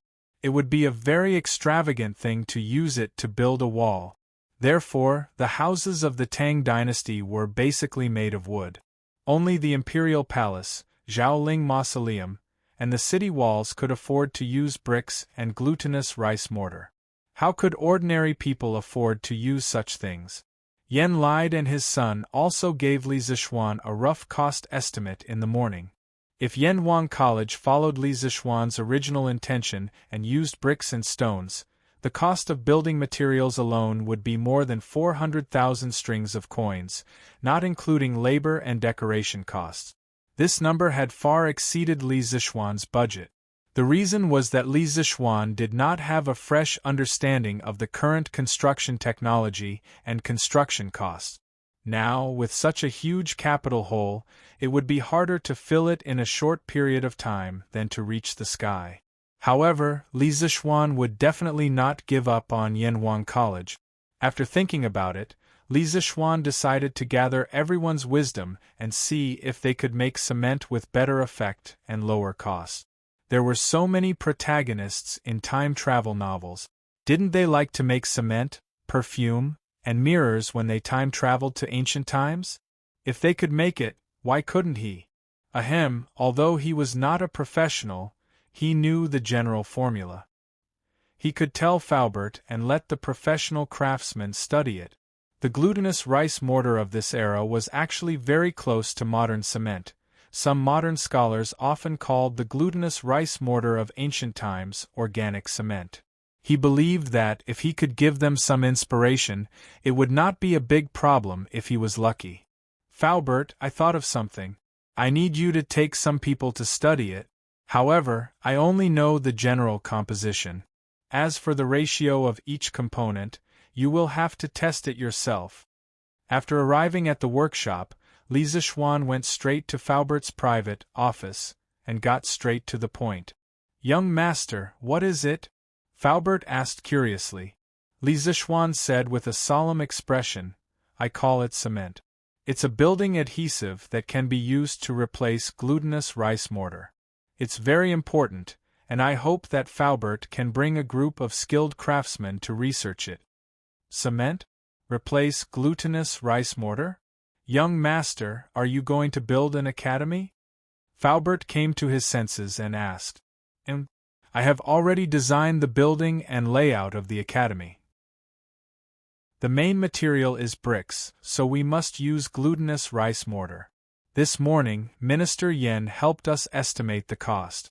It will cost at least 400,000 strings of cash, so I plan to make a cheap substitute similar to glutinous rice mortar." 400,000 strings of cash? Faubert almost jumped up. Just from this budget, he could imagine how huge the Yanhuang College Li Zixuan wanted to build would be. He thought for a while, then clasped his fist and said, "Since young master is so confident in this so-called cement, you can tell me the composition.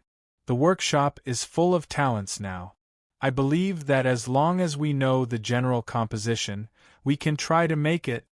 This scene reminded Faubert of the last time, when Li Zixuan asked them to study the glass production formula. Although he didn't know why his young master had so many novel and strange things in his mind, they could definitely make everything Li Zishuan said as long as they followed Li Zishuan's ideas. Cement is a mixture of limestone, clay, and iron ore in proportion. I call this mixture raw material. Then put it in the furnace for calcination. Generally, its calcination temperature is slightly lower than the temperature of smelting iron, but a little higher than the temperature of the glass you burned last time. It should be fine to use the kiln used to burn glass. The calcined product is called clinker. Finally, the clinker and gypsum are ground together and mixed according to the proportion. This is cement. After adding an appropriate amount of water into the fired cement, it will become a paste that can harden in the air and water. After hardening, it can be comparable to a hard stone. It can be used to firmly bond sand, stone, and other materials together to form a solid stone body of a hydraulic cementing material. In order to let Faubert and the others develop cement as soon as possible, Li Zishuan was also giving it his all. On the way here, he kept using his abnormal spiritual power to recall the firing temperature of cement that he read in the books in his previous life. It was about 1,450 degrees, the melting point of iron was 1,538 degrees, and the firing temperature of glass was 1,300 degrees. With this important information, he believed that the development of cement would be much smoother. As for why Li Zishuan didn't simply recall the proportion of the cement's composition and tell Faubert, you think he didn't want to. The key point was that the books he read weren't books that specialized in making cement. Why would they be bored enough to write the proportion of each composition in the book? So even if he wanted to recall it, he couldn't recall it. And this old man will remember it. Young master, don't worry. In a while, this old man will organize the workshop's most elite craftsmen to start developing this cement. I think there should be news in the next few days. Faubert nodded, stood up and said confidently. He was somewhat glad in his heart. Compared to the last time when they were developing glass, Li Zishuan gave them more detailed information this time. It would be much easier for them to really research it. Then I'll leave it to Faubert. Remember, the people who enter the mud kiln must wear a mask. Li Zishuan reminded him worriedly. He didn't want those craftsmen to get lung disease after a few years of work. Yes, young master, don't worry, this old man will arrange it. Also, the workshop's relocation plan will still be carried out, but you can delay the specific date for a while. Wait until I'm done with the Academy's matters in the near future. Faubert, you can go to Plum Village to claim the land. Li Zishuan rubbed his temples with a headache. If he said too much, he would cry. He didn't have enough money. At this time, if he wanted to move to the new factory area, he really didn't have the strength to do so. If the cement couldn't be developed, he would have to grit his teeth and fork out 400,000 to 500,000 strings of cash. His family didn't have that much liquid capital. Moreover, a while ago, his wedding was so grand and extravagant. It was all real gold and silver. However, he didn't regret it. This baby wife deserved that grand wedding. Yes, young master. Faubert cupped his hands in understanding and said. Chapter 452. Oh right, Faubert. How many glazed ware have you made? Just as Faubert was about to go out and organize the manpower, Li Zishuan suddenly asked.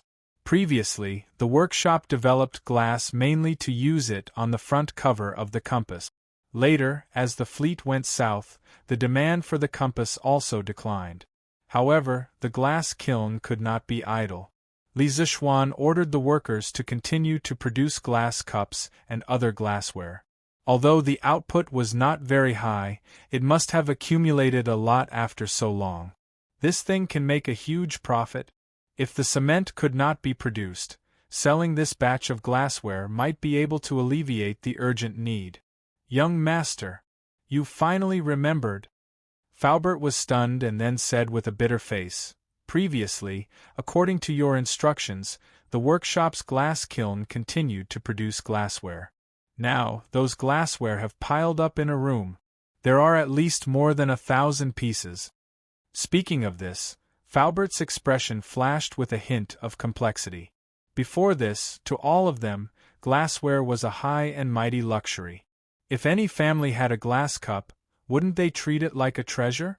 But now, the glassware in the workshop was overflowing. All of them were piled up in the warehouse like garbage. The world was changing too fast. That's just right. Faubert, arrange a group of people to package this batch of glassware in a while.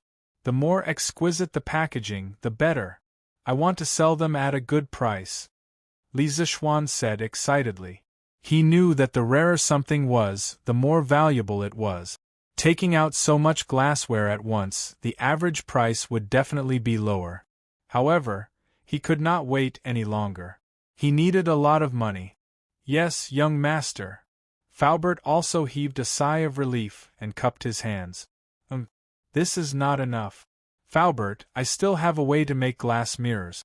The process is very simple. Get someone to make 50 of them first. Li Zichuan did a rough calculation.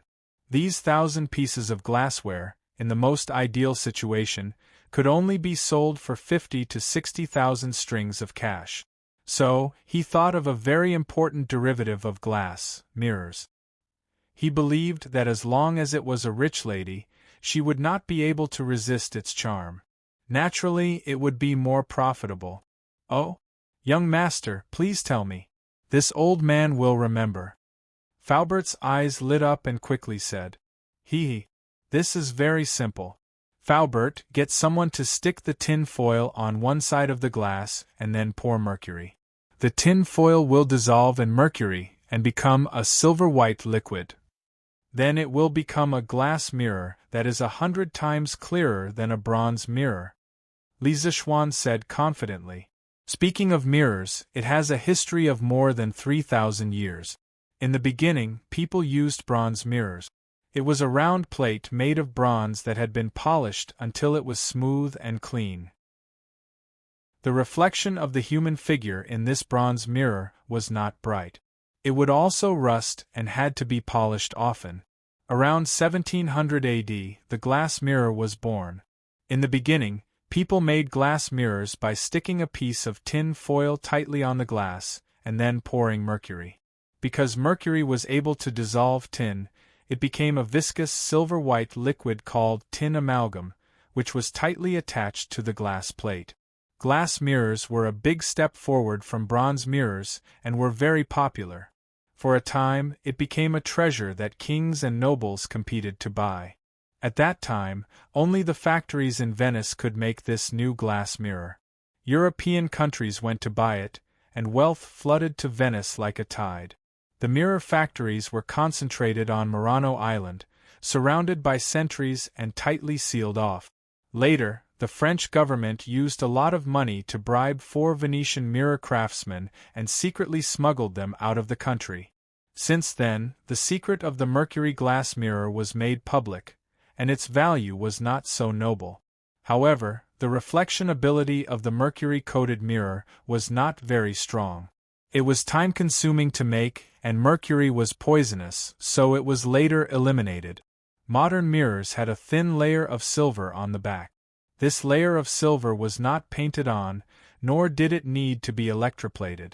It was painted on by a chemical silver mirror reaction. Glucose water was added to the ammonia solution of silver nitrate. The glucose reduced the silver ions into silver particles and deposited them on the glass to make a silver mirror. Finally, a layer of paint was applied. Li Zichuan also wanted to make this kind of silver mirror, but it would take a lot of effort to make nitric acid. He wanted to leave this difficult task to his future students. As for the key material of glass mirrors, tinfoil, it was already available in the Tang Dynasty. Tinfoil was a handicraft product unique to Shaoxing in the early years. In ancient times, its main use was to make underworld money to worship ghosts and gods. It first appeared in the Han Dynasty. It can be done like this? Can it really be done? Young master? Faubert was excited when he heard Li Zixuan say, 100 times clearer than a bronze mirror, and quickly asked. Of course, I don't have time to explain the principles of this to you, Faubert, but as long as you do as I say, you will definitely be able to make this kind of high-quality glass mirror. Ha! Good, good, good. I'll arrange it now. Faubert couldn't wait and wanted to go out and take people to do the experiment. Li Zixuan quickly stopped him and said, Faubert, wait. What's wrong? Li Zixuan said seriously, mercury is very volatile. Once it is inhaled into the lungs, it will definitely cause poisoning. If the workshop wants to use this method to make glass mirrors, it must first solve this safety problem. Let's do it this way. You can ask people to sew a batch of special masks. Add a few layers of carbon powder inside the masks, and then use coarse cloth to separate them. The thicker the better. The people who participate in the manufacture of glass mirrors must wear this special mask. Faubert felt strange and said, Young master, can't we just use the previous masks? Why do you need to do something superfluous? Of course not. We must use this mask. Faubert, listen to me, Li Zixuan said decisively. Ordinary masks are only used to prevent particulate matter, which is commonly known as dust. However, mercury vapor is poisonous and harmful gas, so they must wear that kind of protective equipment that includes a filter device. If it weren't for the lack of conditions, Li Zixuan would have asked people to make gas masks. Yes, young master. Then this old man will go and arrange these matters now. Faubert had no choice but to do as he was told. And, Faubert, you go and do your work. I'll go to the editorial department at the back office. Li Zixuan thought about it and also went out with Faubert. In order to sell this batch of glass at a good price, the necessary publicity was indispensable. So he had to ask Ma Zhou to design the advertisement in advance. At this time, the superiority of Tang Daily was completely reflected. They could advertise themselves at any time. Chapter 453. Hubby, did something happen to you recently? At night, Li Zixuan's bedroom in the west courtyard of the Li residence. Han Yushi hugged Li Zixuan's arm and looked up at him. Oh, it's nothing. Wife, why do you ask? Li Zixuan turned sideways and pulled his wife into his arms as he asked with a smile. Han Yushi, who had just finished bathing, was wearing smooth and white silk pajamas, which showed off her exquisite figure. The faint fragrance of flower petals from her body went straight into Li Zixuan's nostrils. It was really comfortable and smelled good to hold such a lovely person in his arms. It really made a certain someone a little restless. Humph. Hubby, don't try to hide it from me. Han Yushi twisted her body and pouted unhappily. I heard that Minister Yen came to our house this morning to make a budget for hubby's Yanhuang College. It should be because we don't have enough money, right? Otherwise, you wouldn't have run to the workshop on such a hot day. With his lie exposed, Li Zixuan put down the wolf claws on her back embarrassedly and wondered, Wife, who did you hear this from? I'm not telling you. Han Yushi shook her head and didn't answer. Then, she asked seriously, Hubby, tell me the truth. How much money do you need? It's just a small amount. Wife, don't worry about money. I already have a way. Let's sleep. Li Zixuan felt that it was a waste of time to talk about money on such a beautiful day. It was better to use it to improve their relationship. Hubby, stop fooling around. Why don't you make things clear first? If your college is short of money, I can take out the dowry first. Hubby, your Yanhuang College is a task that His Majesty personally handed to you. We can't slack off. Han Yushi broke free from a certain someone's bear hug and said seriously. Don't. Li Zixuan quickly waved his hand and said, I, your husband, have not fallen to the point of using my wife's dowry. To tell you the truth, I have countless ways to make money in my head. I can get as much wealth as I want in this world. Wife, don't worry. In 2 days, you will see a lot more money in our family. When the time comes, I'll give you another gift. When Han Yushi saw Li Zixuan's confidence, her heart was relieved. When she heard the last sentence, her curiosity was really aroused. She quickly asked, "What gift?" "It's a secret. Wife, tell me, how is your study with my mother coming along? I can't even see you during the day." "Still far from it. The more this concubine learns, the more this concubine feels that mother really knows a lot. If this concubine can be like mother and manage the household in an orderly manner, that would be great. Oh, by the way, this concubine has also been learning from Iron Egg, my husband's new arithmetic. Mother said that it will be faster to use this to keep accounts." Looks like this mother-in-law and daughter-in-law relationship is quite good. This way, I won't be stuck in the middle in the future, right? Li Zixuan listened to Han Yushi's explanation and thought happily in his heart. If my wife wants to learn arithmetic, why do you have to look for Iron Egg? Can't you just look for your husband? How about this, every night in the future, your husband will teach you arithmetic? No way. Husband, I'm afraid that you will teach me on the bed? Han Yushi smiled slyly and rejected. Haha. You know me best, my wife. You have to do it even if you can't. Let's practice it tonight. The next morning, many people bought a copy of the newspaper out of habit after breakfast. Those who were observant could easily notice that there was an unusual piece of news in the newspaper. It was unusual because the content was an advertisement, and its position was on the news page.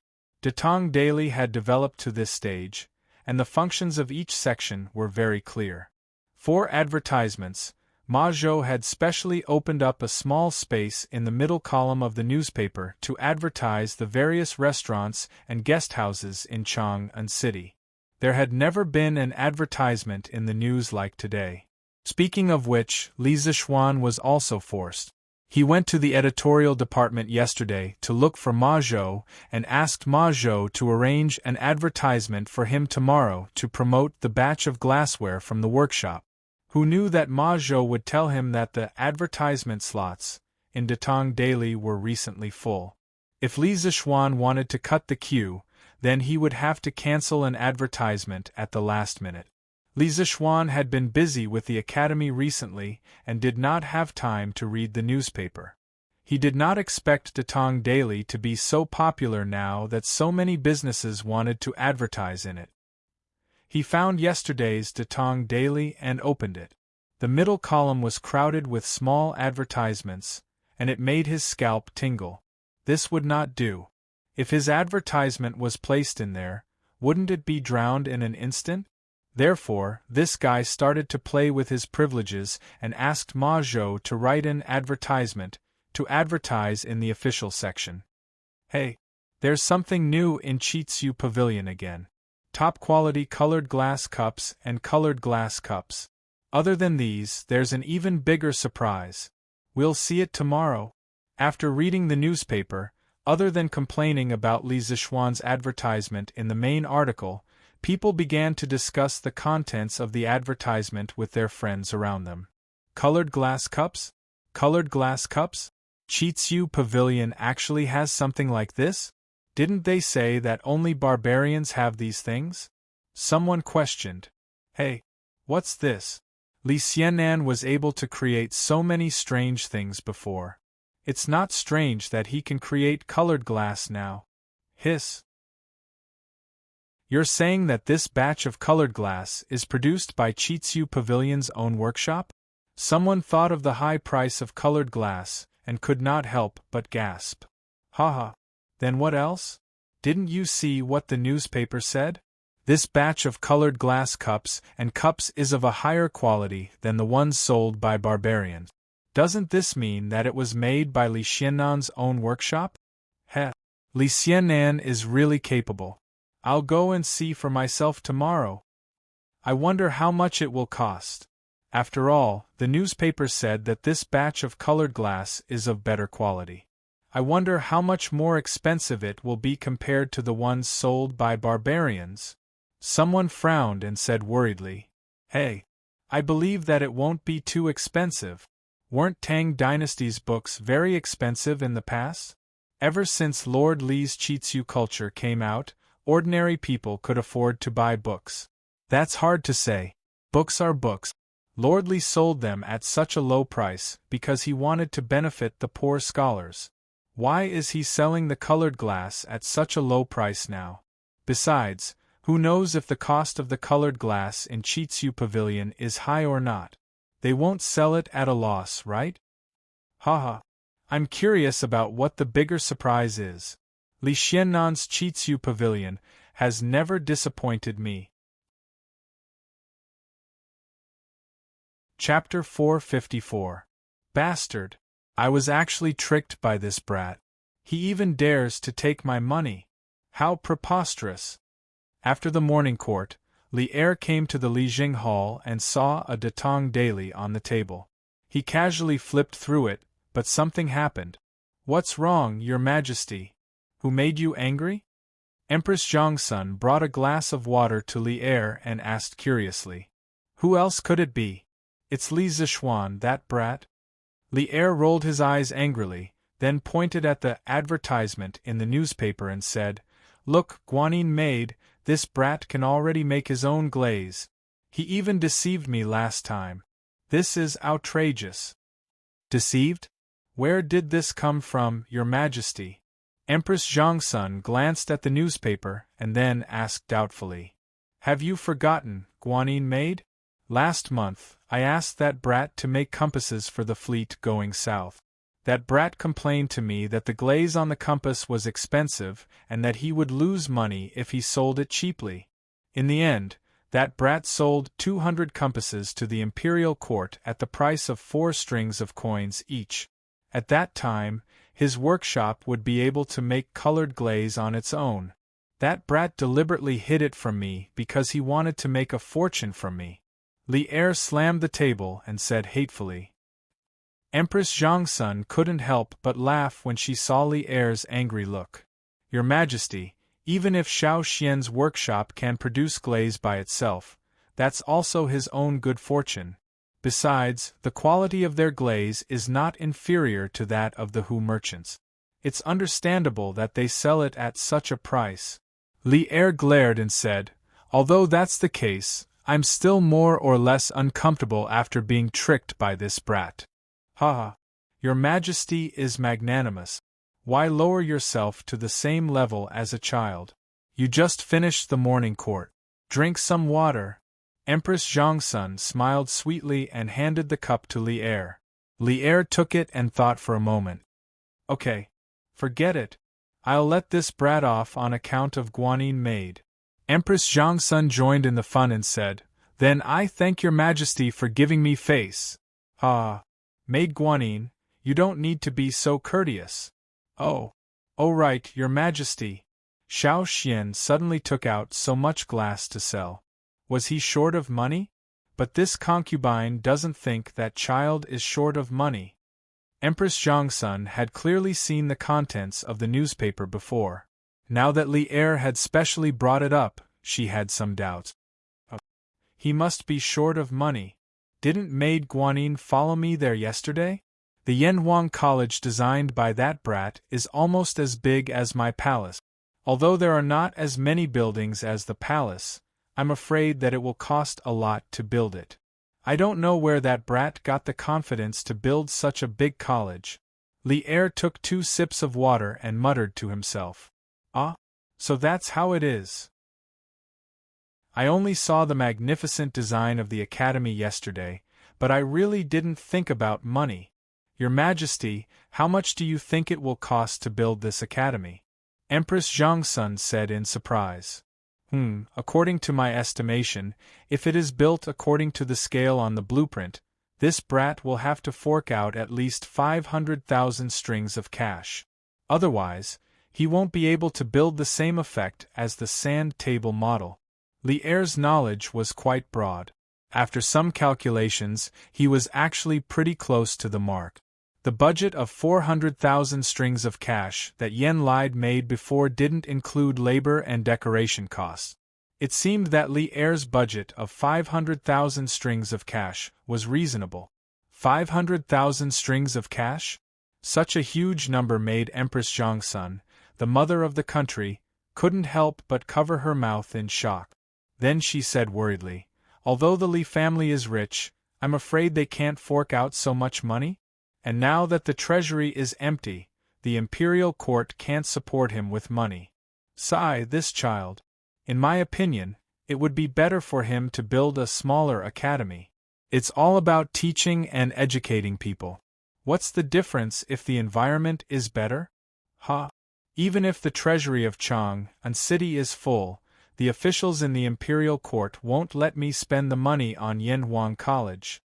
Li Er sighed, patted Empress Zhongxuan's back and said, "Guanyin maid, you're still thinking too simply. Although this brat has just entered the imperial court not long ago, I have a clear understanding of his nature. No matter what he does, this brat is never someone who is content with his lot.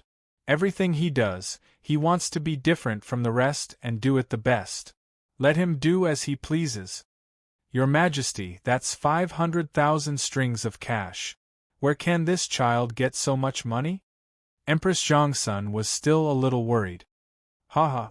Guanyin maid, your worries are groundless. In terms of the ability to make money, no one in the entire Tang Empire can make more money than that brat. He must have a way to solve it." Li Er pulled Zhongsun into his embrace and laughed loudly.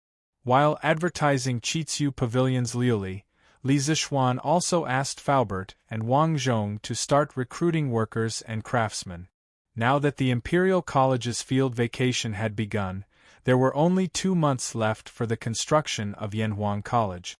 It would take more than 2 months to build at least 3 buildings: the teaching building, the dormitory building, and the cafeteria. As for the bathhouse, although it had to be built first, in terms of scale, it shouldn't be considered a building. Logically speaking, it was very difficult to complete. In modern times, it was simply a fantasy. However, Li Zishuan didn't believe it, because he had a lot of manpower and money. Yen Lide transferred 220 craftsmen who were proficient in construction from the Ministry of Works. In the workshop, there were also more than 100 craftsmen who knew how to build. In total, there were more than 300 construction elites, and each of them could command at least 30 to 40 workers to participate in the construction. There were also many experienced craftsmen among the people. Li Zishuan was rich, and he planned to recruit all of them. He wanted to use numbers to compete with speed. His plan was to recruit more than 400 experienced craftsmen and no less than 15,000 common laborers. With such a large construction team, he didn't believe that he couldn't complete the construction on time. Of course, it would be very troublesome to manage so many people. Li Zishuan definitely wouldn't do it personally. He wanted to leave this glorious and difficult task to Yan Xiaoning and Faubert. Even so, time was tight and the task was important. The earlier the construction started, the faster the progress. Thus, Li Zishuan was fighting on 3 fronts at the moment. On one hand, he let the elites in the workshop study the cement. On the other hand, he used the batch of glass to raise money. On the other hand, he was still recruiting craftsmen and workers. For the sake of Yanhuang College, he was really worried sick. Chapter 455. Hey! We're hiring! We're hiring! Chitsu Pavilion Workshop is hiring. As long as you have the strength and can work, we're hiring all of you. 30 copper coins per person per day. If you do well, you'll be rewarded. If you have experience in building houses, 80 copper coins per person per day. If you want to sign up to earn some money, come and take a look. In the streets and alleys of Chang'an City, as well as the villages outside of Chang'an City, one could see 2 or 3 servants in green clothes and hats shouting at the top of their lungs. 30 copper coins per day? That high? You're not lying, are you?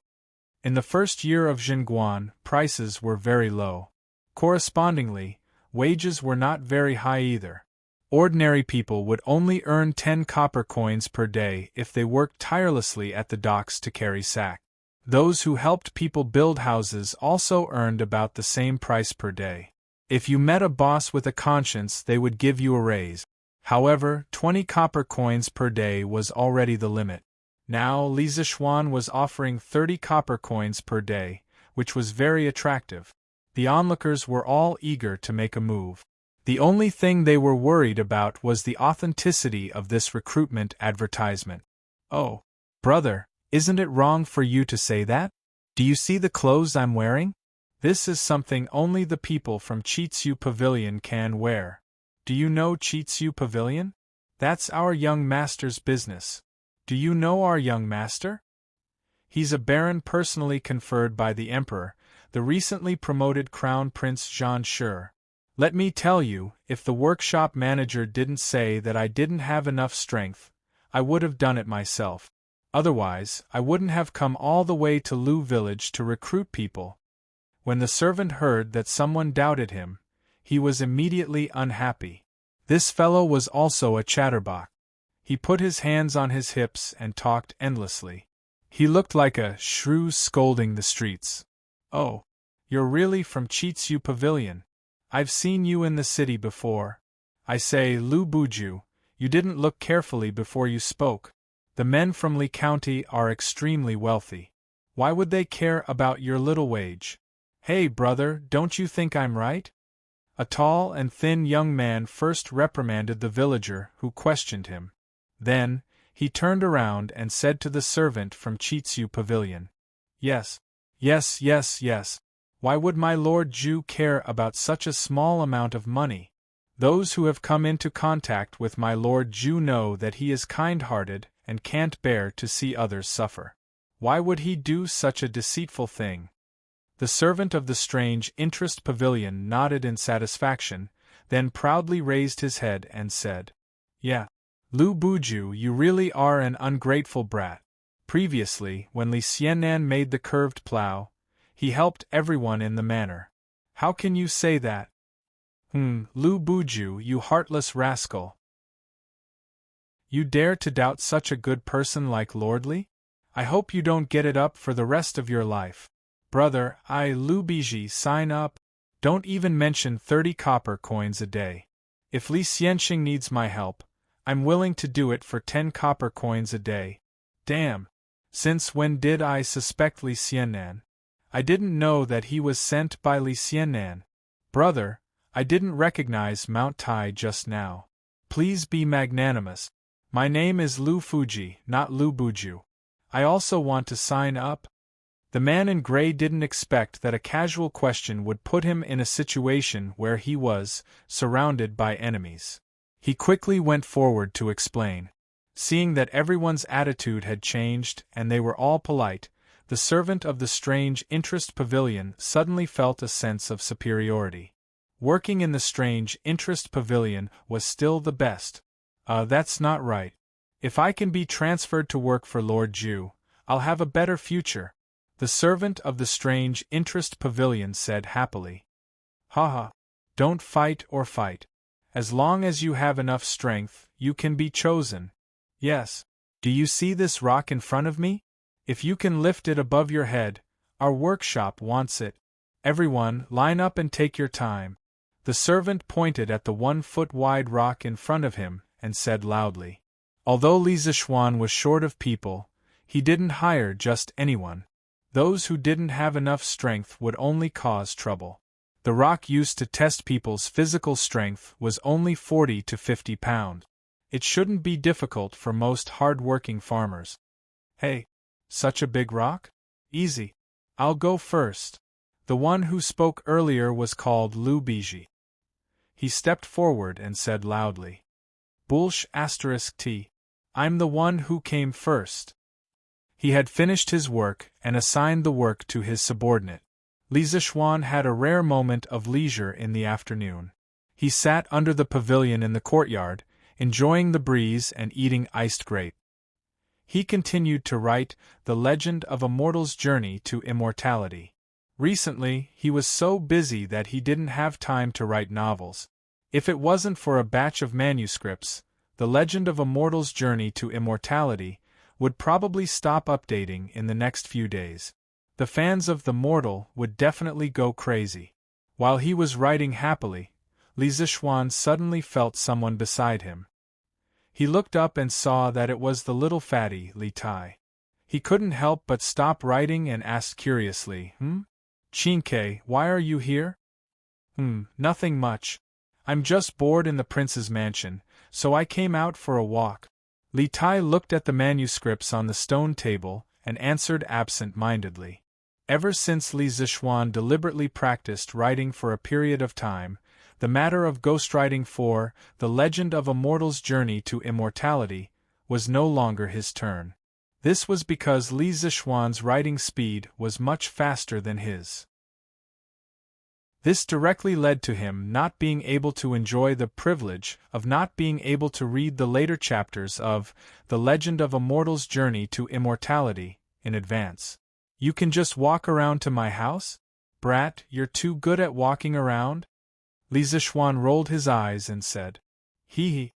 Didn't I hear from Imperial Father that Xiaoxian, you've already finished designing our Yanhuang College? This prince specially came to take a look. Li Tai laughed dryly and said the truth. Hey, wait, that's my Yanhuang College. When did it become ours? Li Zixuan didn't expect that this little fatty not only had so much fat, but also had such a thick skin. He couldn't help but be angry. Hey Xiaoxian, you're not interesting. Back then, I was the first, I was the first to support Yanhuang College. Even if you're not grateful, you can't bite the hand that feeds you. Scram. I see that you haven't attended classes for a few days, so you've forgotten the dignity of a teacher. Li Zixuan lifted the big sword beside him, slammed the table, and said fiercely, Fine. Yours, it's all yours, all right? This prince is only here to take a look at your sand table. Is there a need for this? The little fatty immediately dodged and kept a relatively complete distance from Li Zixuan. He knew that even if there were 10 of him, he wouldn't be able to defeat Li Zixuan.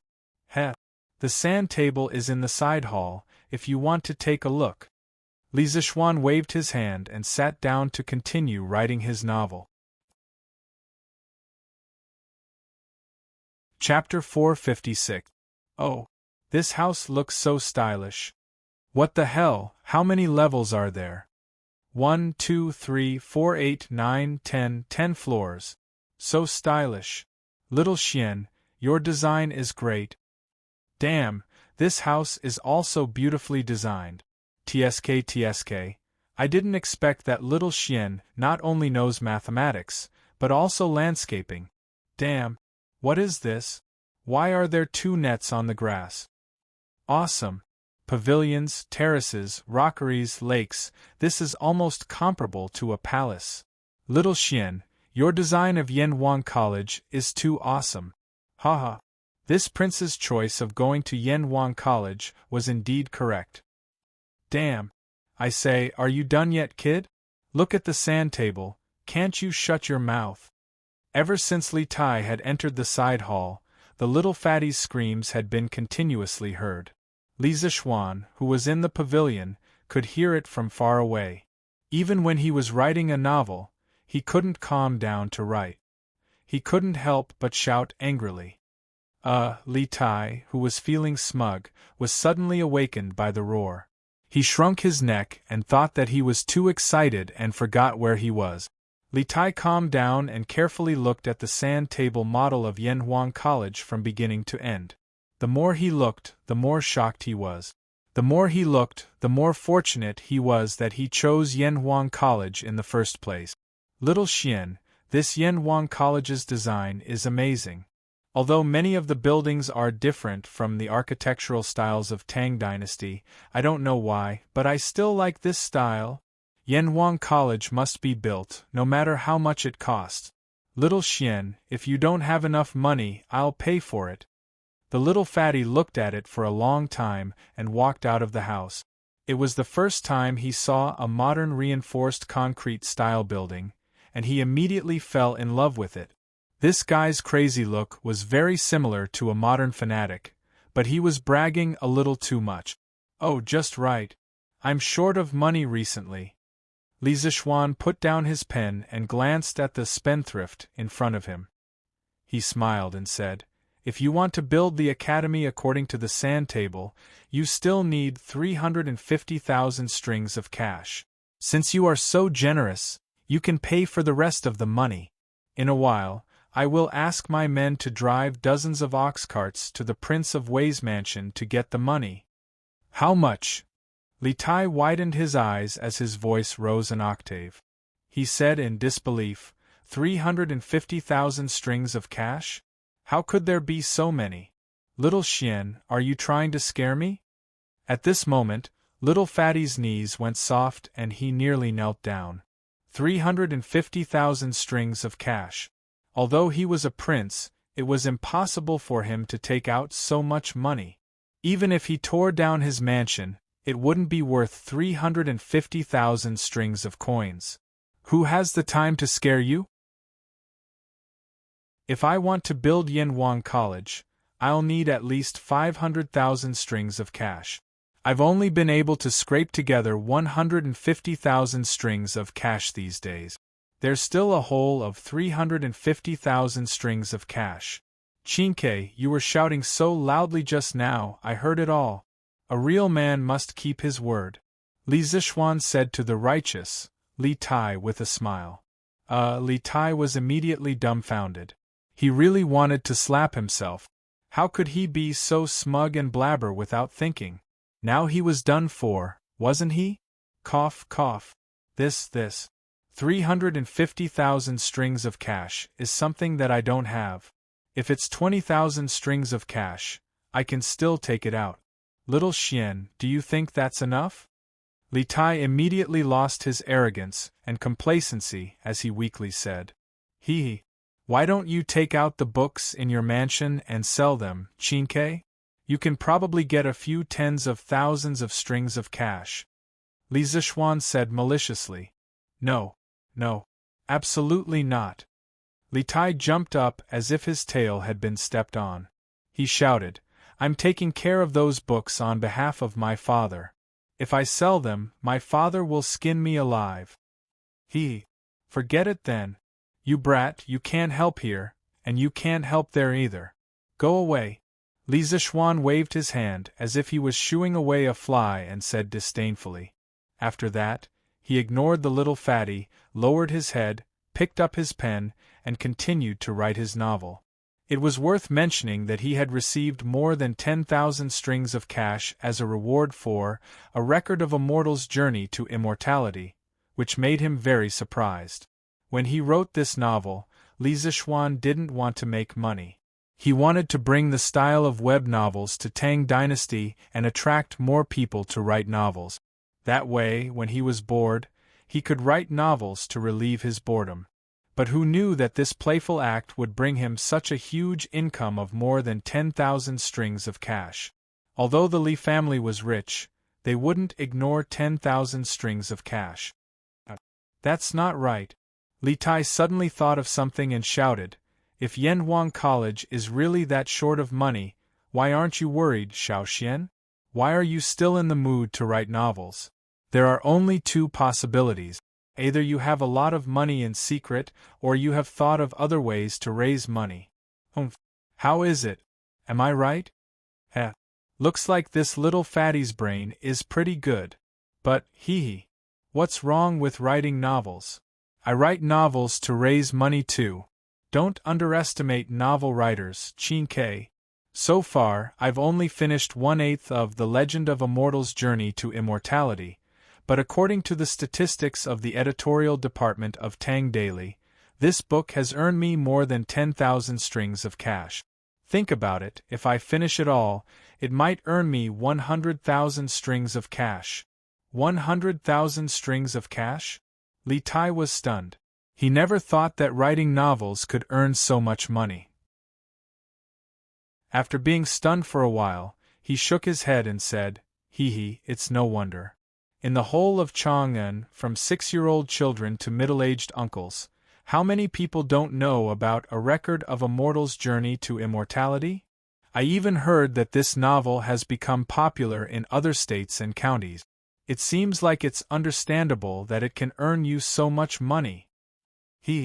Back then, someone even wanted to use a salary of 20 strings of cash to hire me to write novels for him. TSK, it seems like that person really knows how to do business. Amazing. Amazing. Li Zichuan recalled the situation when he first met the little fatty and couldn't help but make fun of him. What the F***ck? Don't expose people's shortcomings when you're scolding them. How long ago was that? Why are you still bringing it up, Xiaoxian? Li Tai's face turned red as he said angrily. Haha. Fine. I won't talk about it anymore. It's time to get down to business. You little brat, go play by yourself. Chapter 457. Oh right, Xiaoxian. I heard that Curious Pavilion is going to sell a batch of glassware tomorrow? Li Residence West Courtyard. Li Tai, the little fatty, didn't know what politeness was. He sat on the other side of the stone table with his legs crossed leisurely. He was eating iced grapes and watching Li Zichuan write his novel. After a while, he suddenly remembered the news in today's newspaper. It should be an advertisement, so he asked. Yes. That's right. Didn't you already know about the matter of the workshop manufacturing colored glaze? What's so strange about it? Li Zichuan said without looking up. Last month, he gave Li Tai, Meng Wenhao, Li Yu and Iron Egg a lesson in the workshop.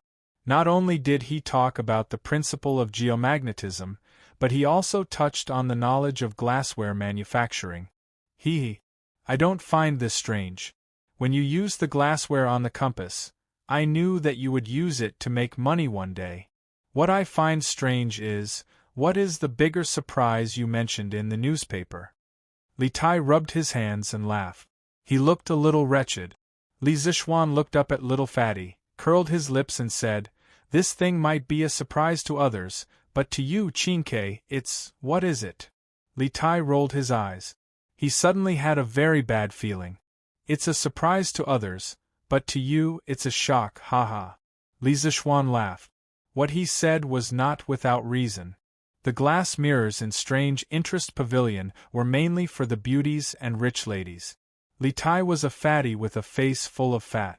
Even if he bought a mirror back, he would not be willing to look at himself. F***ck get lost. Why the F***ck is it a shock to me? I want to see what it is. Li Tai said angrily. You'll see it tomorrow. Qinke, you'll see if I'm right. Ha. I'll be waiting. Little fatty slapped the table and left in a huff. Greetings, Your Highness. When Li Tai walked to the gate of the West Courtyard, Han Yushi happened to come back from Madame Li of the East Courtyard with two little servant girls. Seeing that it was Li Tai, Han Yushi subconsciously curtsied. Li Tai was so scared that his legs trembled. He hurriedly helped her up and said, Sister-in-law, Shermu, please don't be so courteous. You've killed Tai.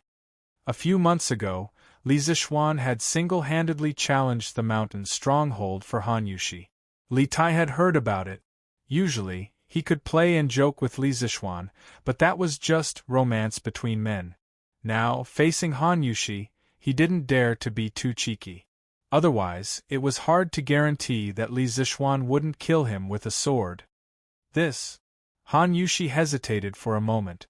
Only then did she remember that the prince in front of her was her husband's student. With such a complicated relationship, she didn't know how to address him anymore.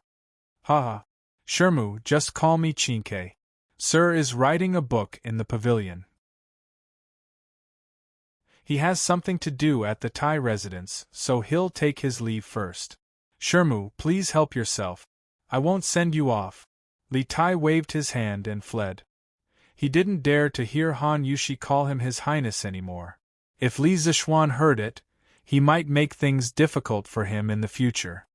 Are you still busy, husband? I just saw Prince Wei. Why are you so flustered?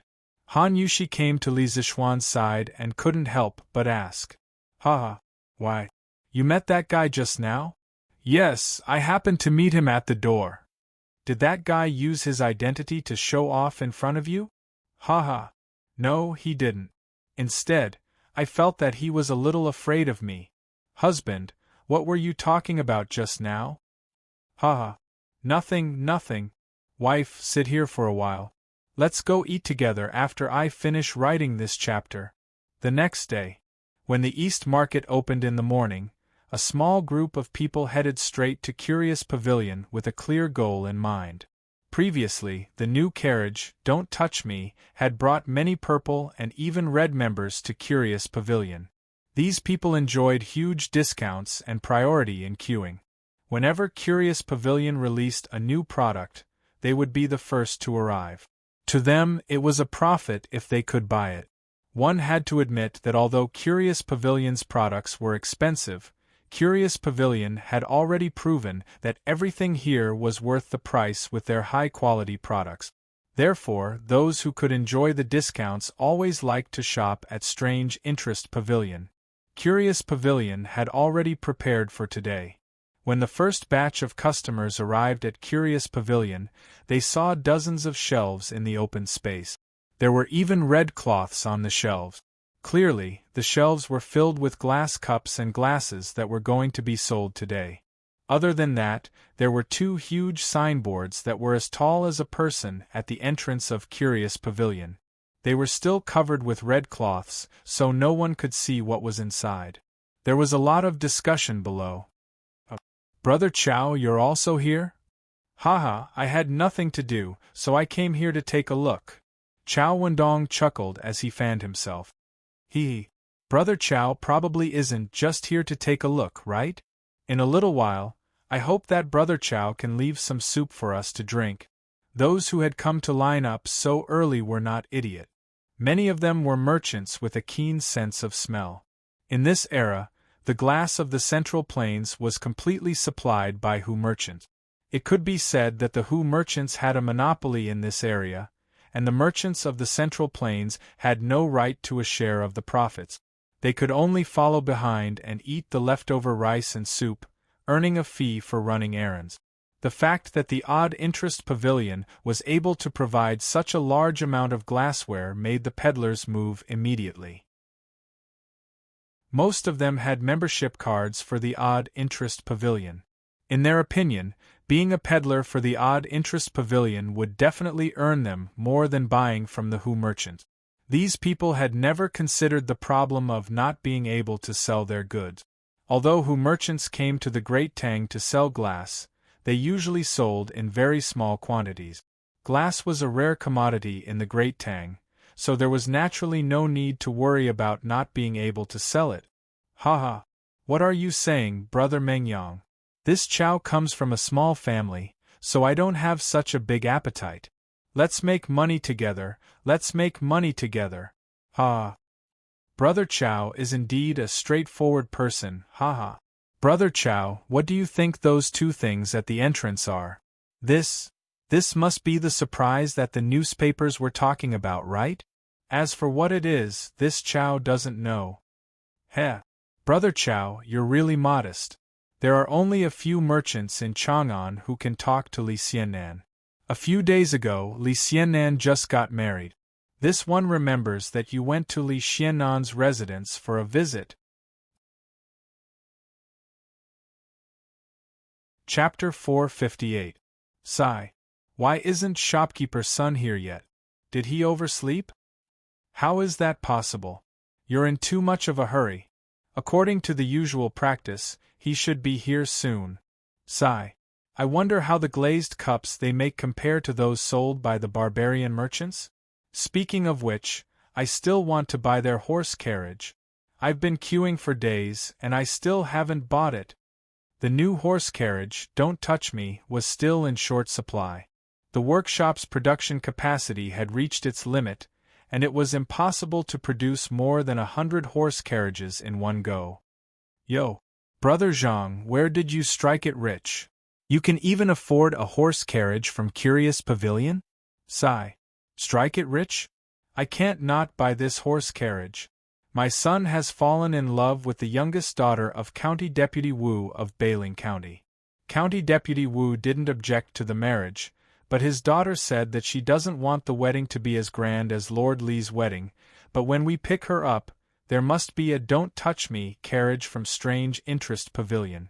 Otherwise, she will lose face, and she won't get on the bridal sedan chair. It was obvious that she was a love-struck girl who had been poisoned by Li Zixuan. In the future, all the weddings in the Great Tang would probably use Li Zixuan's grand wedding as a reference before holding it. Ha! Brother Zhang, you didn't lose out at all. You can marry County Deputy Wu's daughter with a horse carriage. Your Lin Lin is really lucky. The person beside him wiped the cold sweat off his forehead and said resentfully. He's here. Boss Sun is here. Sigh. Don't push. I'm the one who came first. Bullsh *T. I've been here for a long time. I just went to the outhouse. At 8:45 in the morning, the door of the Strange Interest Pavilion opened. Sun Huayuan walked out of the room with a flushed face.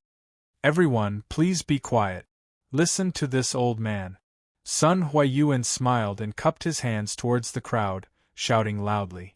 The crowd gave him face and instantly quieted down. I know that all of you are here today to see the glazed cups and glazed lamps produced by my Strange Taste Pavilion. I won't keep you in suspense. Let's cut to the chase and show you the newest products of our workshop. Sun Huayuan said a few simple words and walked directly to one of the shelves. He reached out and lifted the red cloth. A row of glasses of different sizes and colors suddenly appeared in front of everyone. This is a glass cup? Oh my God! Why is the color of this glass so clear? This is the real azure glass cup. The color is clear and bright, and it's as pure as ice. It's many times better than the glass cups sold by the Hu merchants. Because of the craftsmanship, the glass of this era was never clear and transparent. Basically, all the glass was turbid, with some having a greenish hue and some having a yellow hue. In short, the high-quality glass cups that the Oddity Pavilion was producing were unique in all of the Great Tang. Sigh. Do you see the style? The style of this glass cup is also different from the ones sold by the Hu merchants. Look, the patterns on it are really beautiful, and the shape of the cup is also very unique. In the Tang Dynasty, the glass cups that the wealthy families bought from the Hu merchants were mostly bowl-shaped cups with a small foot at the bottom. They looked a little short and poor. The cups in the Strange Taste Pavilion were all carefully designed by Li Zixuan. The modern thick whiskey glasses, the tall slender champagne glasses, the round and elegant red wine glasses, and the stylish cocktail glasses were all borrowed by him. Thus, many people were almost instantly attracted by the elegant appearance of these wine cups. Perfect! This is simply the work of nature. Shopkeeper's son, how much are these glass cups? Hurry and name a price. Chao Wendong had traveled extensively for many years and had seen all kinds of rare treasures, but he had never seen such perfect glass cups before.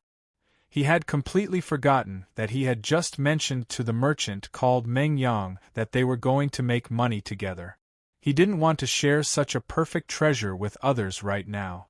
He wanted to buy all of these glass cups. There were two reasons. First, in his opinion, if he sold such high-quality cups to other provinces and counties, no matter how expensive they were, there would still be people willing to buy them. Second, even if no one bought them, such beautiful cups could be kept at home to decorate his store. His only concern now was the price of these cups. With his wealth, would he be able to buy all of them? That's right. Shopkeeper's son, name a price. We'll buy. There was more than one person who had the same idea as Chao Wendong. Many people began to clamor. Ha! Everyone, please calm down. Once everyone has finished looking at them with this old man, This Sun will name the price together. Sun Huayuan smiled and clasped his hands together. Then, he continued to flip open the red silk cups on another shelf. Heh! The cups here look even better. That's right. That's right. Strange Taste Pavilion's products really don't disappoint me. Ah! There are so many patterns carved on this glass plate. TSK. Using this thing to serve dishes will definitely increase one's appetite. Ha! Sun Huayuan flipped open the red cloth on the 10 shelves of Strange Taste Pavilion one by one. At this time, the sun had just risen above the roof. The dazzling sunlight shone on the glass cups and cup. Some of the patterns on the glass reflected the sunlight and dazzled the customers who came to buy them. More and more people gathered around to watch the show. Strange Taste Pavilion suddenly became the focus of the entire East City, and the road became congested in an instant. Alright, these are the glass cups and cups that our workshop has recently produced. Today's supply is very sufficient. There are a total of 1,500 pieces. As for the price, at this point, Sun Huayuan paused for a moment. He looked around and said, "This Sun has been doing business for many years, but I've never seen such high-quality glazed cups. If those barbarian merchants had such perfect glazed cups, this Sun believes that there would be people willing to buy them even if they sold them for 100 strings of coins or 1,000 strings of coins. However, my Lord Zhu is not an insatiable person. Today we are only selling these glazed cups and cups for 80 strings of coins each. If you want to buy them, please line up later." 80 strings of coins? So expensive? Those glass cups that the barbarian merchants sell are mostly only 60 or 70 strings of coins. Idiot, how can those glass cups that the barbarian merchants sell compare to these from Strange Taste Pavilion? If you don't want to buy them, I'll buy them. 80 strings of coins is already too cheap. That's right. That's right. The 60 or 70 strings of coins you mentioned are just some of the inferior goods sold by the Hu merchant. The high-quality glazed cups they have can sell for 400 to 500 strings of coins each. But even their best glazed cups can't compare to the ones from Strange Taste Pavilion. Hey, shopkeeper's son, there are still 2 more cups that haven't been flipped open. Chapter 459. Yes, Mr. Sun. There are still 2 things that haven't been revealed yet. The attentive crowd noticed that the red cloth covering the 2 big guys at the entrance of the curious pavilion had not been removed yet. Thus, they began to make a ruckus. "Ha! Don't be impatient. Now, I will reveal today's grand finale. The immortal mirror. Sida, take off the red cloth." Sun Huayuan's spirit shook as he said in a clear voice, "Yes, Mr. Sun." The servant of the curious pavilion cupped his hands and walked towards the door. The crowd below heard Sun Huayuan's words, and all sorts of questions arose in their minds. What is this immortal mirror? Immortal mirror? Is the curious pavilion making mirrors now? No way. They have carriages and colored glass. How can they have the energy to make mirrors? How many people do they have in the workshop? Ha! Who knows? Hey! Look! Oh my God! What is this? Is this a mirror? Holy sh**t. At this moment, the red cloth covering the 2 huge signboards at the entrance of the curious pavilion slowly fell down. 2 5-foot-tall colored glass mirrors made of red sandalwood were suddenly exposed to everyone's eyes. Everyone and everything in the open space in front of the curious pavilion could be seen clearly in the mirrors. Clear and bright, these were the most prominent characteristics of the colored glass mirrors compared to the traditional bronze mirrors. The images it produced were more realistic than the bronze mirrors. Shocking! The Tang Empire citizens who had never seen a colored glass mirror before were only shocked. Perhaps only the gods were worthy of such a clear and realistic mirror, right? This was the thought that surged in everyone's mind. Surprise! Now, those who had read yesterday's newspaper finally knew what kind of surprise the curious pavilion was going to give them. It was just that this surprise was simply too big. The people in front of the curious pavilion looked up at the two large colored glass mirrors and were speechless for a long time. Only the sound of people gasping could be heard. "Mr. Sun, just say it. How much do these two mirrors cost? I will definitely buy them today." The crowd was silent for a moment. Then, Chao Wendong roared. He only took one look at the mirror, and he knew how valuable it was. No matter how much money he spent, it was worth it. Now, he didn't care much about the azure glaze cup and the azure glaze cup. What he wanted to buy the most was the immortal mirror. "TSK, TSK. Mr. Chao, you're so generous. It seems like we're not fated to have such an immortal treasure. Yeah, this immortal mirror is definitely not cheap." Many people who knew their own limits knew that there was no hope when they heard Chao Wendong's word. They definitely did not have the financial resources to buy these two mirrors, so they could only watch the show quietly from the sidelines. Ha ha! These two immortal mirrors are made from two huge pieces of colored glass. Then, the most skilled craftsmen in our workshop polished them for half a month before they finally took shape. There were countless failures in the process. It can be said that behind these two immortal mirrors is the culmination of the painstaking efforts of everyone in the wonderful Taste Pavilion. It was not easy to come by. Sun Huayuan had also learned how to boast. In order to raise the price of the immortal mirror as a matter of course, he deliberately made the manufacturing process of the immortal mirror sound extremely complicated. However, no one doubted him because the craftsmanship of these two mirrors was indeed at the peak of this era. It was just that the onlookers did not have the patience to listen to old Sun's nonsense. They only wanted to know the price. "Shopkeeper Sun, we all know that this immortal mirror was not easy to come by. Just tell us the price." "Ha ha! That's right. That's right. Shopkeeper Sun, just tell us how much it is." Ah! Sun Huayuan did not feel embarrassed. After all, business was business. He smiled and cupped his hands, then said, "The price of this immortal mirror is 8,888 strings of coins.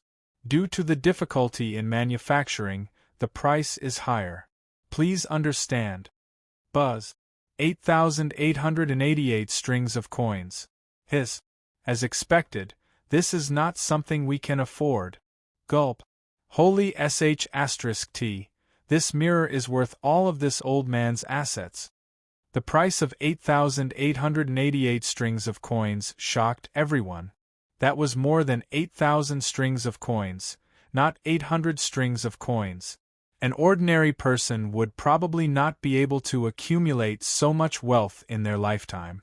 Although the immortal mirror was good, not everyone could enjoy it. "I'll buy it. I'll buy it. I'll take both of these immortal mirrors." Although 99% of the onlookers flinched when they heard the high price, there was still no shortage of rich people. An old man in a gray robe laughed loudly. "Wait a minute.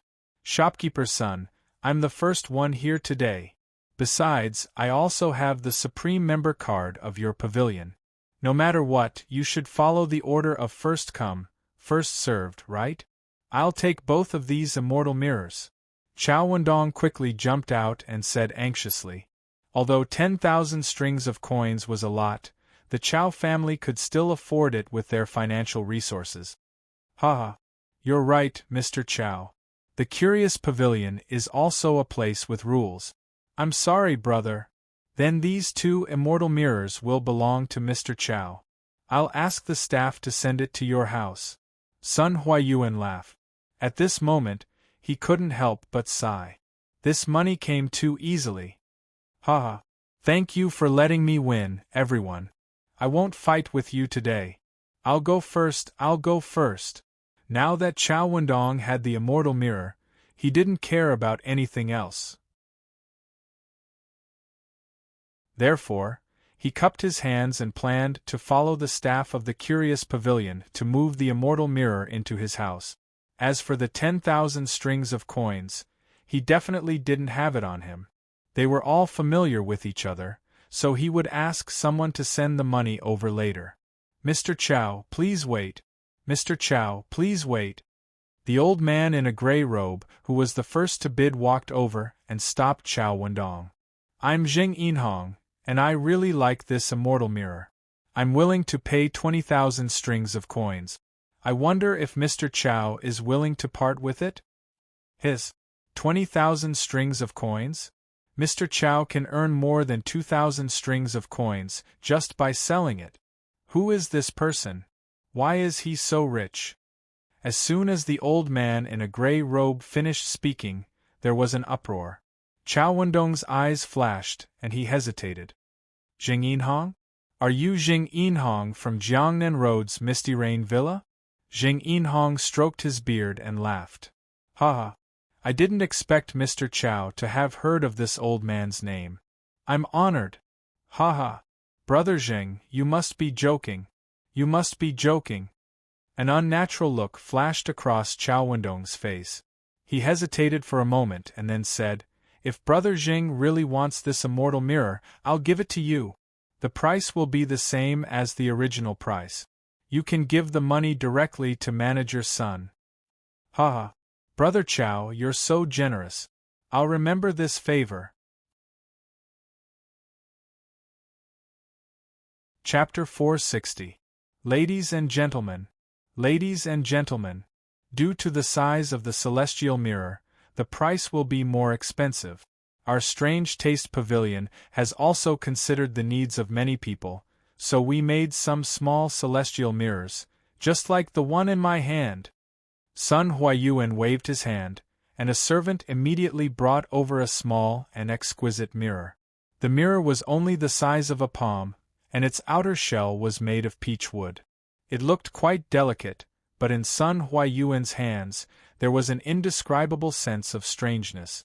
This celestial mirror is just smaller, but the effect is exactly the same as the celestial mirror, and the price is much cheaper. It only costs 100 strings of coins, and you can enjoy the effect of the celestial mirror with 8,888 strings of coins. Ladies and gentlemen, you can take turns to come up and take a look, and then decide if you want to buy it or not. Sun Huayuan pointed at the small mirror in his hand and introduced it to everyone. He was trying to compare the price of this small mirror with the celestial mirror because he wanted to show that the celestial mirror was cheaper. 100 strings of coins? That's quite a good deal. And after the discount with the membership card, it's only a few dozen strings of coins. Husband, I really want that celestial mirror. Can you buy it for me? Ha ha ha. Good, good, good. Since my wife likes it, I must buy it. Luckily, I came early today, or I would have to wait at the back of the line. My wife, you must reward your husband tonight. Yes, yes. I will listen to you, husband. The glazed mirror's main target audience was women. A young couple was flaunting their love for each other at the side, showing off a wave of public display of affection. There are 50 celestial mirrors available today. Ladies and gentlemen, please hurry up if you want to buy them. Alright, I have finished introducing the new products of Strange Taste Pavilion today. Thank you for listening to this old man's nagging for so long. Ladies and gentlemen, please line up if you want to buy a glass cup, a glass lamp, or a celestial mirror. Seeing that he had achieved his goal, Sun Huayuan cupped his hands and stepped aside. When the crowd heard that there were only 50 celestial mirrors, they could not help but feel nervous. Those who were still observing immediately made up their minds to buy it. If they did not buy it, their wives would probably make a fuss when they returned home.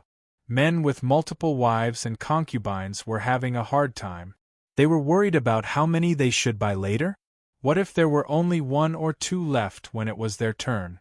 Outside Strange Taste Pavilion, the rich people were buying like crazy, while the poor people were standing outside looking at the Strange Taste Pavilion and chatting.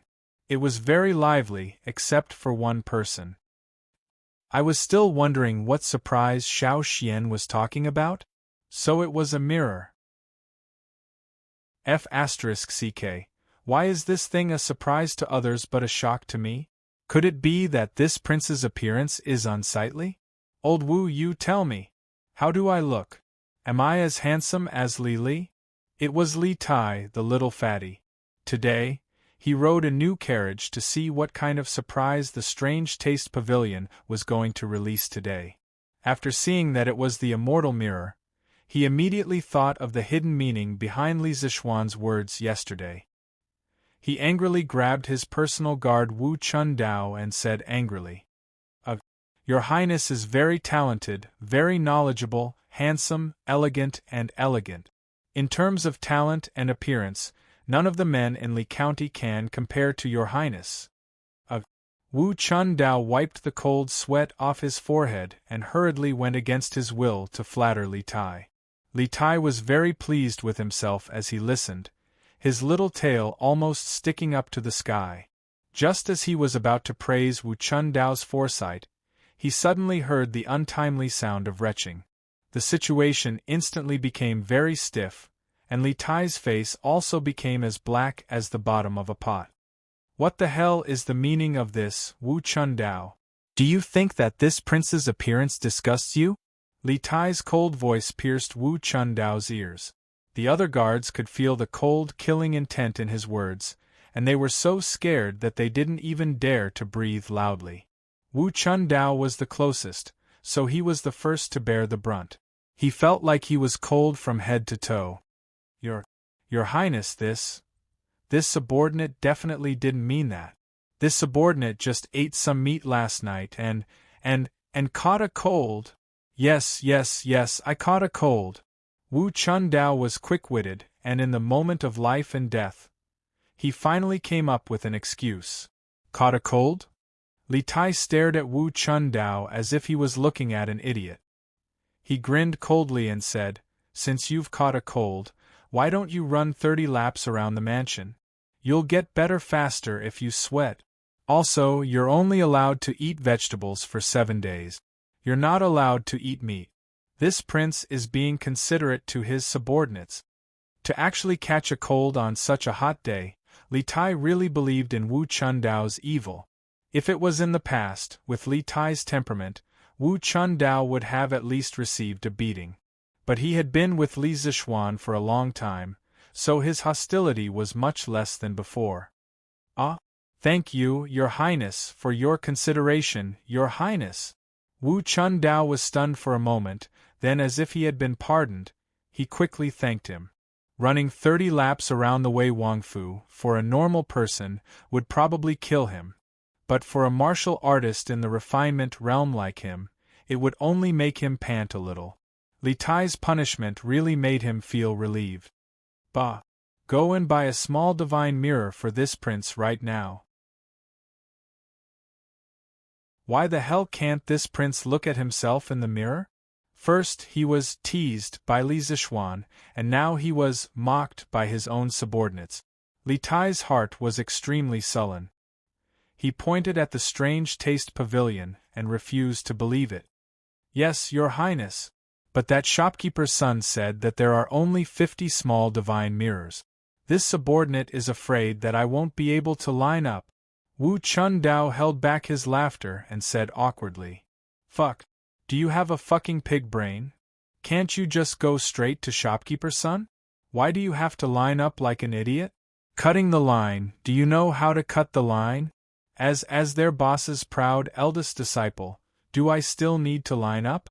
Li Tai angrily knocked on Wu Chundao's head and said angrily, Yes, Your Highness is wise. This subordinate will do it right away. Wu Chundao's face was sprayed with spittle, but he didn't dare to wipe it off. He could only hurriedly salute. Wait, does Your Highness have any other orders? By 2, 1 is not enough. Yes. Wu Chundao lowered his head and retreated. But his eyes were indescribably strange, as if he had seen a pervert. It's such a good thing. I should also buy one for Chang'e, lest that girl say that I'm biased. As for my mother, it's not appropriate to give this small immortal mirror. I'll ask Xiaoxian to send a big one to her. Who told you to call this prince ugly? I'm going to cheat you of a divine mirror. Ha ha. In the carriage, the little fatty was alone there and proudly fantasizing.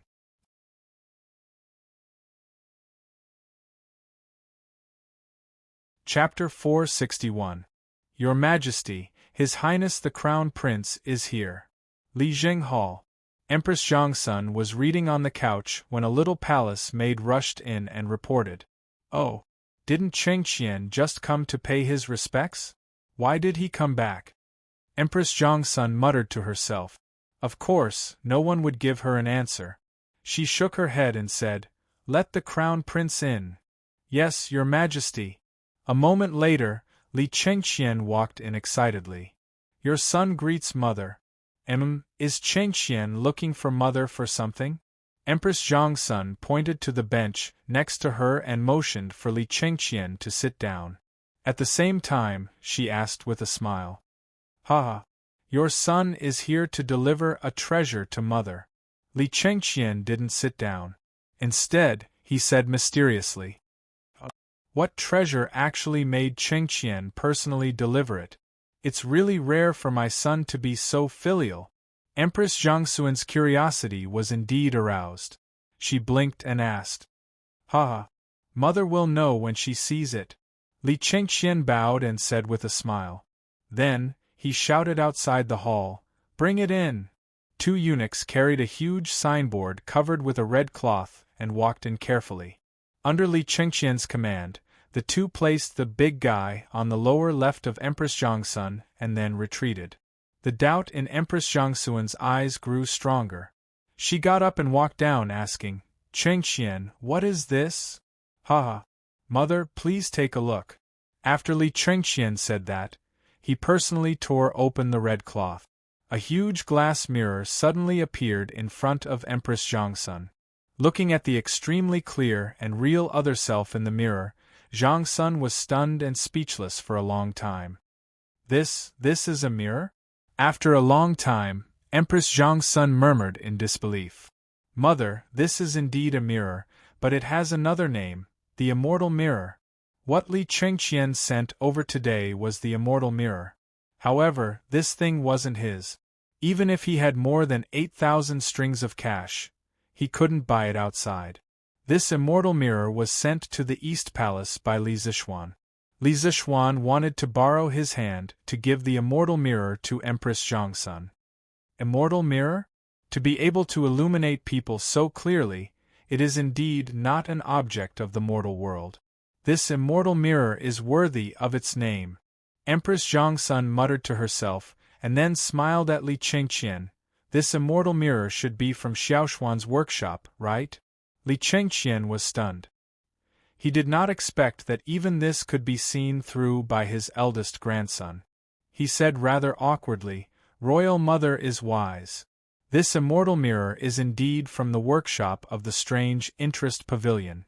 Little Xian just sent someone to deliver it to the Eastern Palace. Ahem, I'm just presenting it to Buddha with borrowed flowers. Ha ha.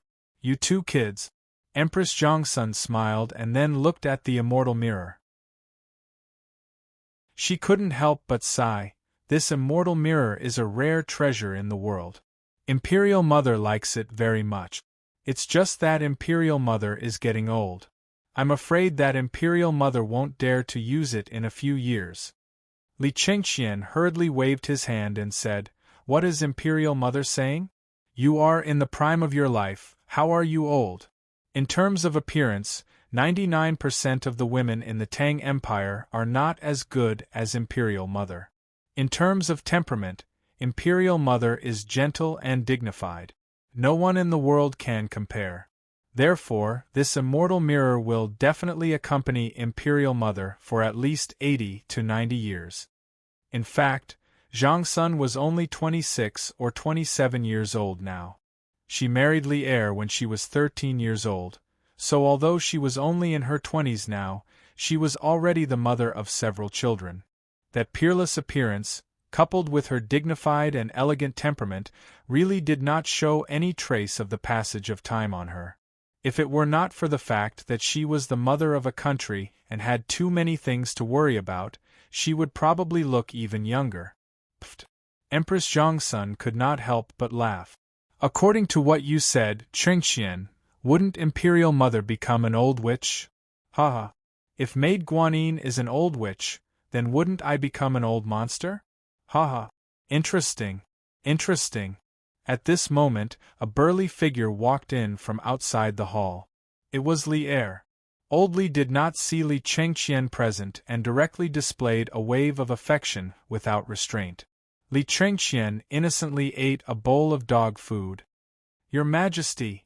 Greetings, Imperial Father! The mother and son in the hall quickly turned around and bowed. Li Er waved his hand and asked with a smile, Empress, what were you talking about just now? What is this? Why didn't I see it here before? Where did it come from? It was Li Er who inadvertently glanced at the huge object, the celestial mirror, and could not help but change his words. Your Majesty, please come in and take a look.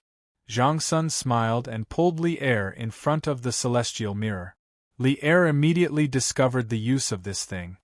His eyes widened, and he pointed at the celestial mirror and said in surprise, This is a mirror? Yes, Your Majesty, this is called the celestial mirror. Chengqian just sent it over. Celestial mirror? Good. What a good celestial mirror. It's just right for a fairy-like person like Maid Guanyin, haha. Li Er said with a thick face as he laughed loudly. Zhongsun blushed and was about to explain when the little palace maid ran in again and said, Your Majesty, Prince Wei is outside the hall and asking for an audience. Qingke is here too? This child did not come to greet me early in the morning. Why is she here now? Zhongsun muttered to herself hesitantly. Let him in. Li Er waved his hand and then looked at the mirror in front of him seriously. Yes. After a while, Li Tai walked in leisurely. Seeing that there were so many people in the hall, he could not help but be stunned for a moment. Then, he went forward and bowed to Li Er and Zhongsun, saying, Your son greets Imperial Father and Imperial Mother. Then, he cupped his hands at Li Chengqian. Greetings, big brother. Haha. Where did Qingke go to play this morning? Chengqian and Chang'e have both come to Imperial Mother's place. You're the only one left. Zhongsun waved her hand and let Li Tai get up. She smiled and joked at the same time. Li Tai scratched his head awkwardly. He could not say that he had run out early in the morning to watch the fun, right? Just as his eyes were rolling around, he suddenly saw the divine immortal mirror beside him. He was stunned and even forgot to answer Zhang Xuan's question. He said dumbfoundedly, This is the divine immortal mirror? Imperial Mother, why do you have the divine immortal mirror here? Qingke, you actually know about the divine immortal mirror? Zhang Sun was also shocked and asked. Your son passed by the East Market this morning and heard someone say, cough cough, I heard someone say. Li Tai stammered. Oh, I see. Hey, Imperial Mother, this divine immortal mirror has become the talk of the town today. Do you know how much this mirror is sold for at the Curious Pavilion? Li Er frowned at this time and said impatiently, Stop showing off there. Tell me quickly. Replying to Imperial Father, they sell this divine immortal mirror for 8,888 strings of cash. Li Tai hurriedly said. Li Er stared and said, How much? 8,888 strings of cash? This kid is really black-hearted. Chapter 462. This kid is really black-hearted. This was Li Er's subconscious evaluation of Li Zixuan after hearing the price of the immortal mirror. In his opinion, although the immortal mirror had an obvious advantage over the bronze mirror, the price of 8,888 was a bit excessive. 8,888? Qingke, is there anyone who wants to buy it at such a high price?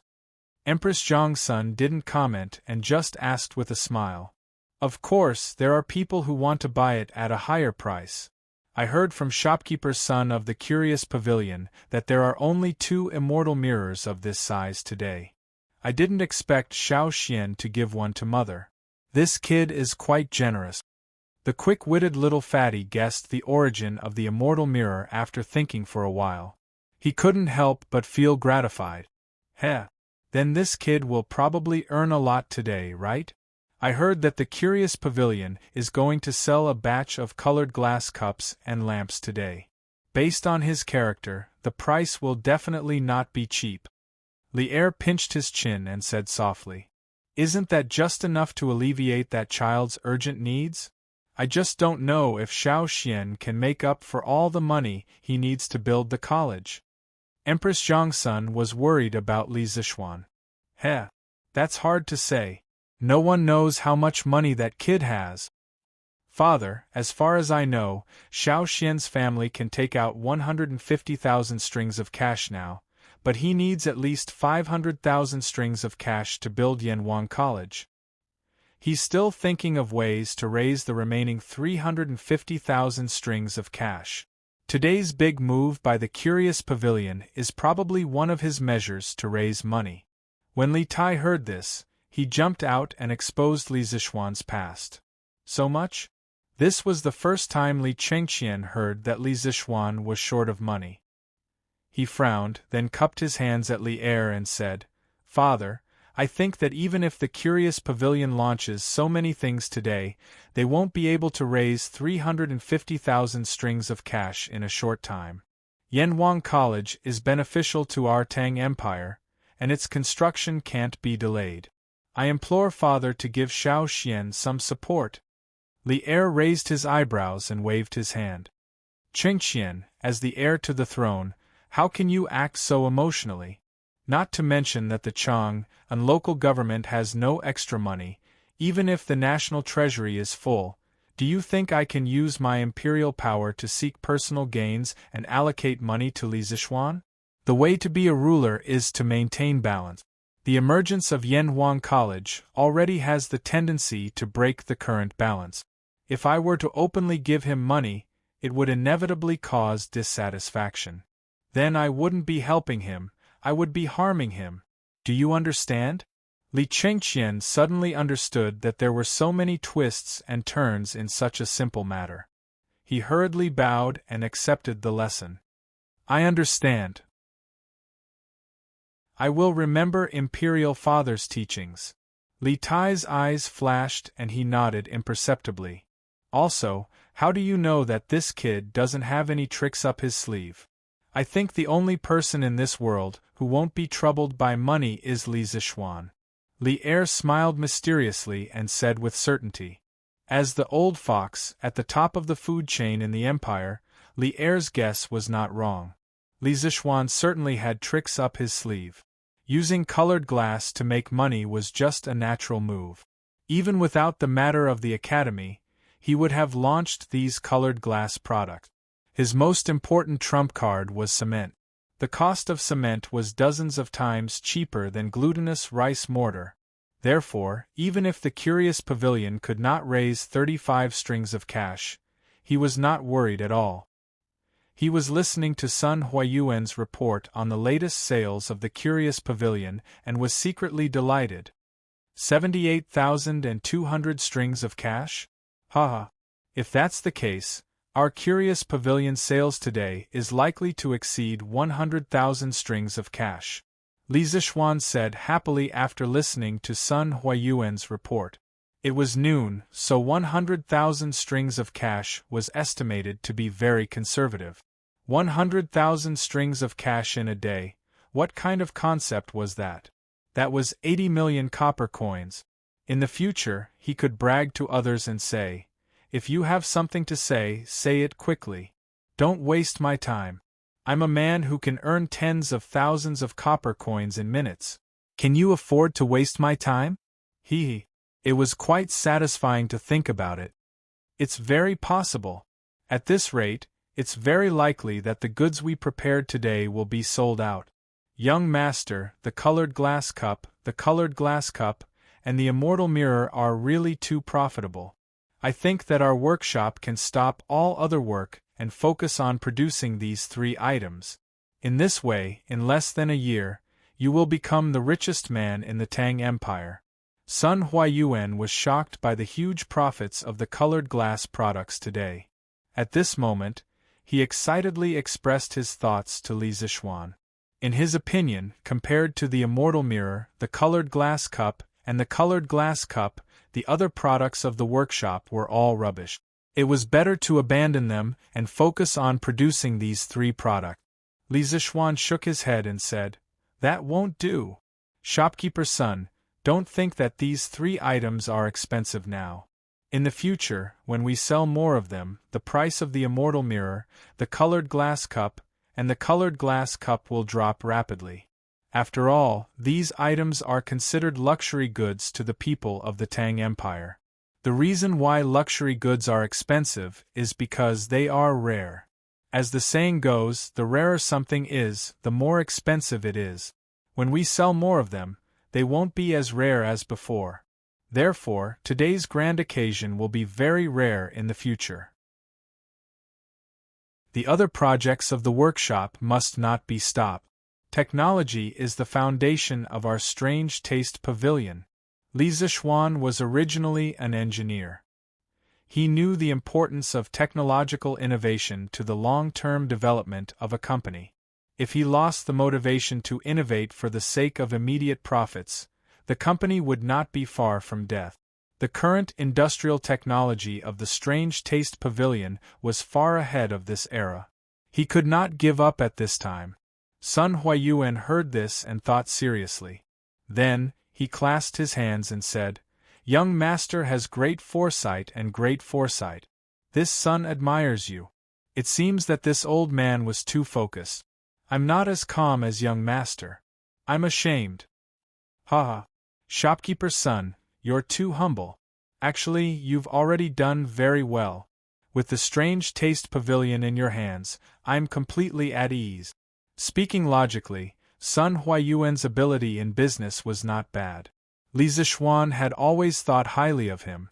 Sun Huayuan was flattered and said, "Many thanks for young master's trust.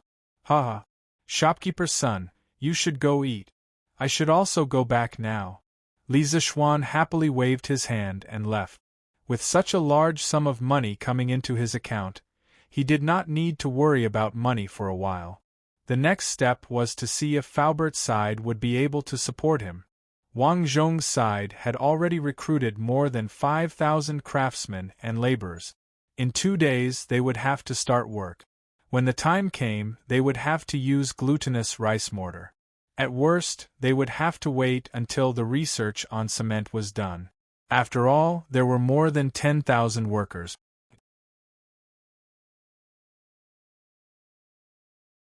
Chapter 463.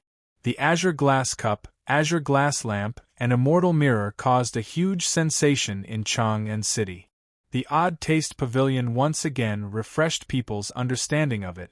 Scooters, plows, compasses, don't touch me, and now this clear and pure azure glass. It seemed that there was nothing the Odd Taste Pavilion couldn't make. Especially the Immortal Mirror, which was 100 times clearer and more realistic than the bronze mirror. It was a real killer of women, and no woman could resist such a thing. In less than 2 hours, the news of the Immortal Mirror of the Odd Taste Pavilion had spread throughout the streets of Chang'an City. Even some states and counties near Chang'an City could hear some news. Ordinary people heard the news and wanted to go to the Odd Taste Pavilion to see rare things. The young masters and young ladies of the rich families brought a group of servants and waved their money bags, ready to buy an immortal mirror. As a result, more and more people came to the Odd Taste Pavilion, and it was full of people. If it weren't for a large number of marquises maintaining order, there might have been another riot. What? No more? I rushed over as soon as I heard the news. How can there be no more? In a private room of a restaurant next to the Odd Taste Pavilion, a sweet-sounding woman's angry words came out. "Miss, there's really no more. Their waiter said that there were only 50 small immortal mirrors today, and they were sold out an hour ago. There were also 2 big immortal mirrors, and they were bought by Master Chow of Chongren Lane as soon as the show started.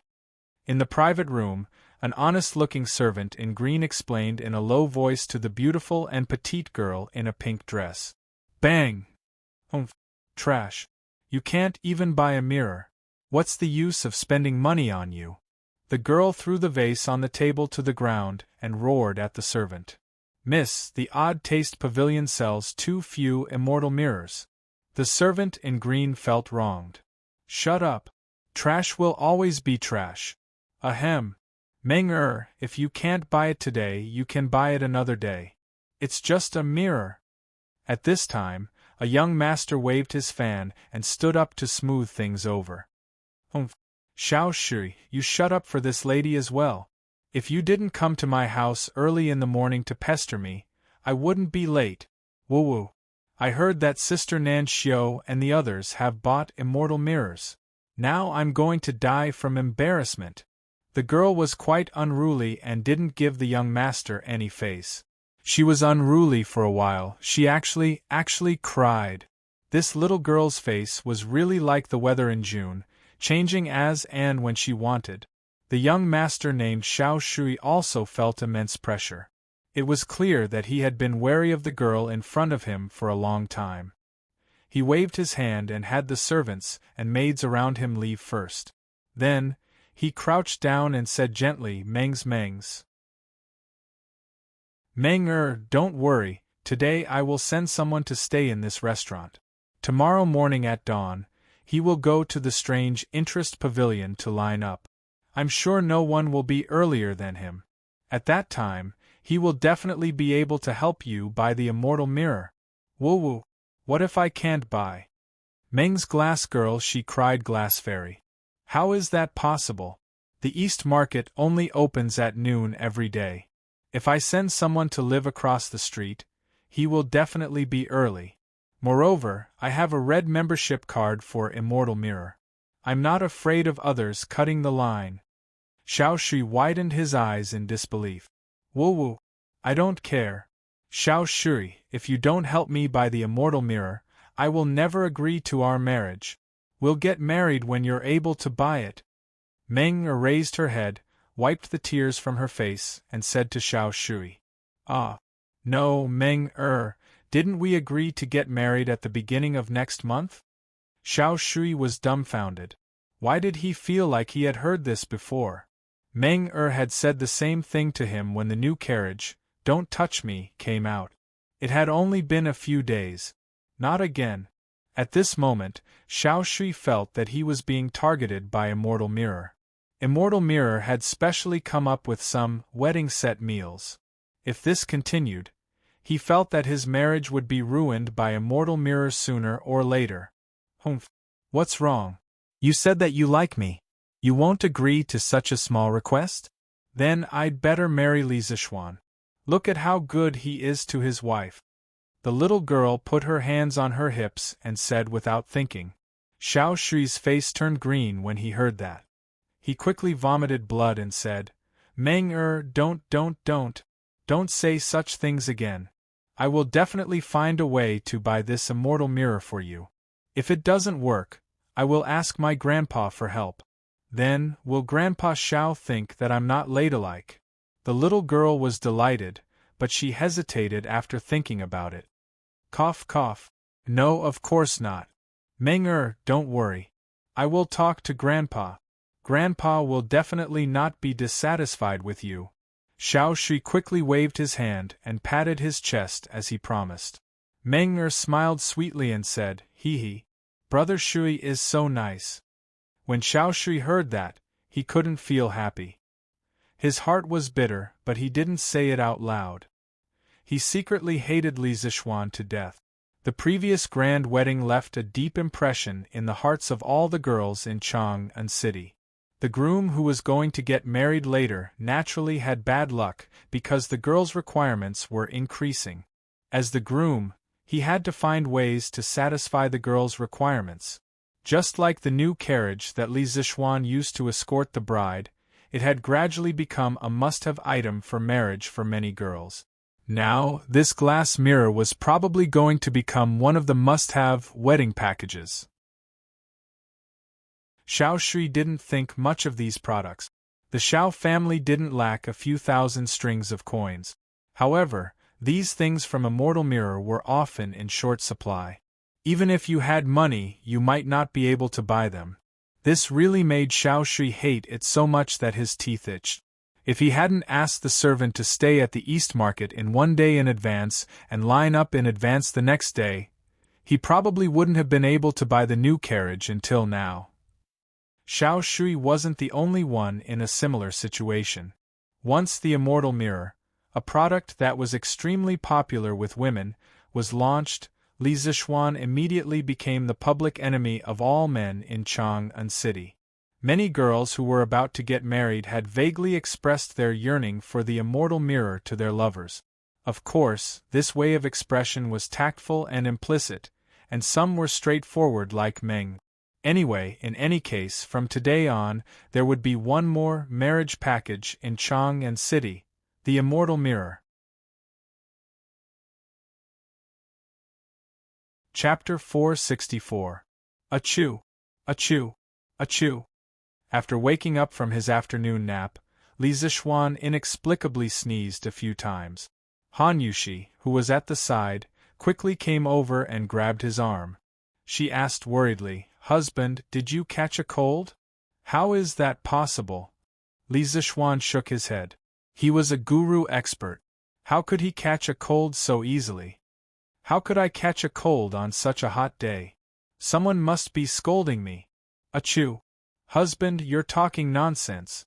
Why would someone scold you when you're fine? Also, who said that you won't get sick when it's hot? You might even catch a cold. I'll get someone to find a doctor to help you take a look. Han Yushi gently pinched Li Zixuan's arm and said angrily. Haha. No need, no need. Wife, have you forgotten that I'm also considered half a doctor? I'm definitely fine. By the way, aren't you still going to Mother's place in the afternoon? I almost forgot. Mother must be waiting anxiously, right? Han Yushi exclaimed when she heard that. However, she was still a little worried and said, Husband, are you really fine? I'm really fine. Wife, hurry up and go. Li Zixuan rubbed his nose and waved his hand. Okay. Then I'll go. In the afternoon, Li Zixuan went to the workshop to check on the progress of the cement research. Young master, the hardness of the cement we've made so far hasn't reached your previous requirements after solidification. If it's used for construction, it's really not as strong as glutinous rice mortar. Faubert knew the purpose of Li Zixuan's visit today. He directly came over with a lump of cement and said. Li Zixuan took the cement and gently pinched it with his fingers. It instantly turned into powder. The quality was not good. Faubert, there must be a problem with this formula. Tell the craftsman to continue experimenting with new raw material ratios. Real cement will definitely be dozens of times better than glutinous rice mortar. Although he was a little disappointed, Li Zixuan still encouraged Faubert to lead people to overcome this technical difficulty, because the use of cement was really great.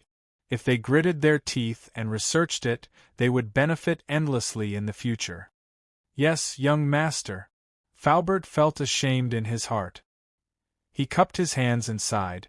But this old man heard that young master has recruited thousands of craftsmen and that the construction of Yanhuang College is imminent. This old man is really anxious. Li Zixuan smiled and comforted him. Faubert, don't worry. The academy can use the glutinous rice mortar first. It's not a problem. This time, Liuli has earned me a lot of money, so tell the people below to not worry. Sometimes, the more anxious you are, the less inspiration you have.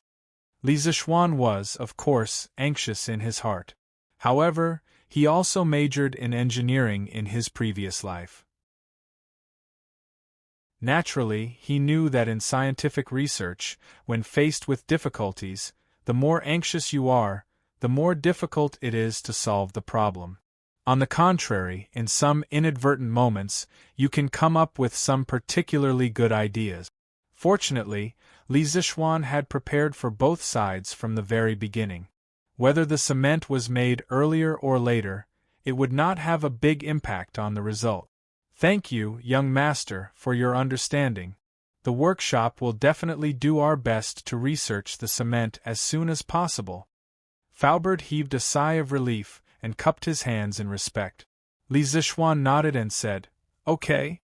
Faubert, tell the craftsmen in the workshop to prepare. In 2 days, the academy will officially start construction. Time waits for no one." So fast. Faubert was shocked.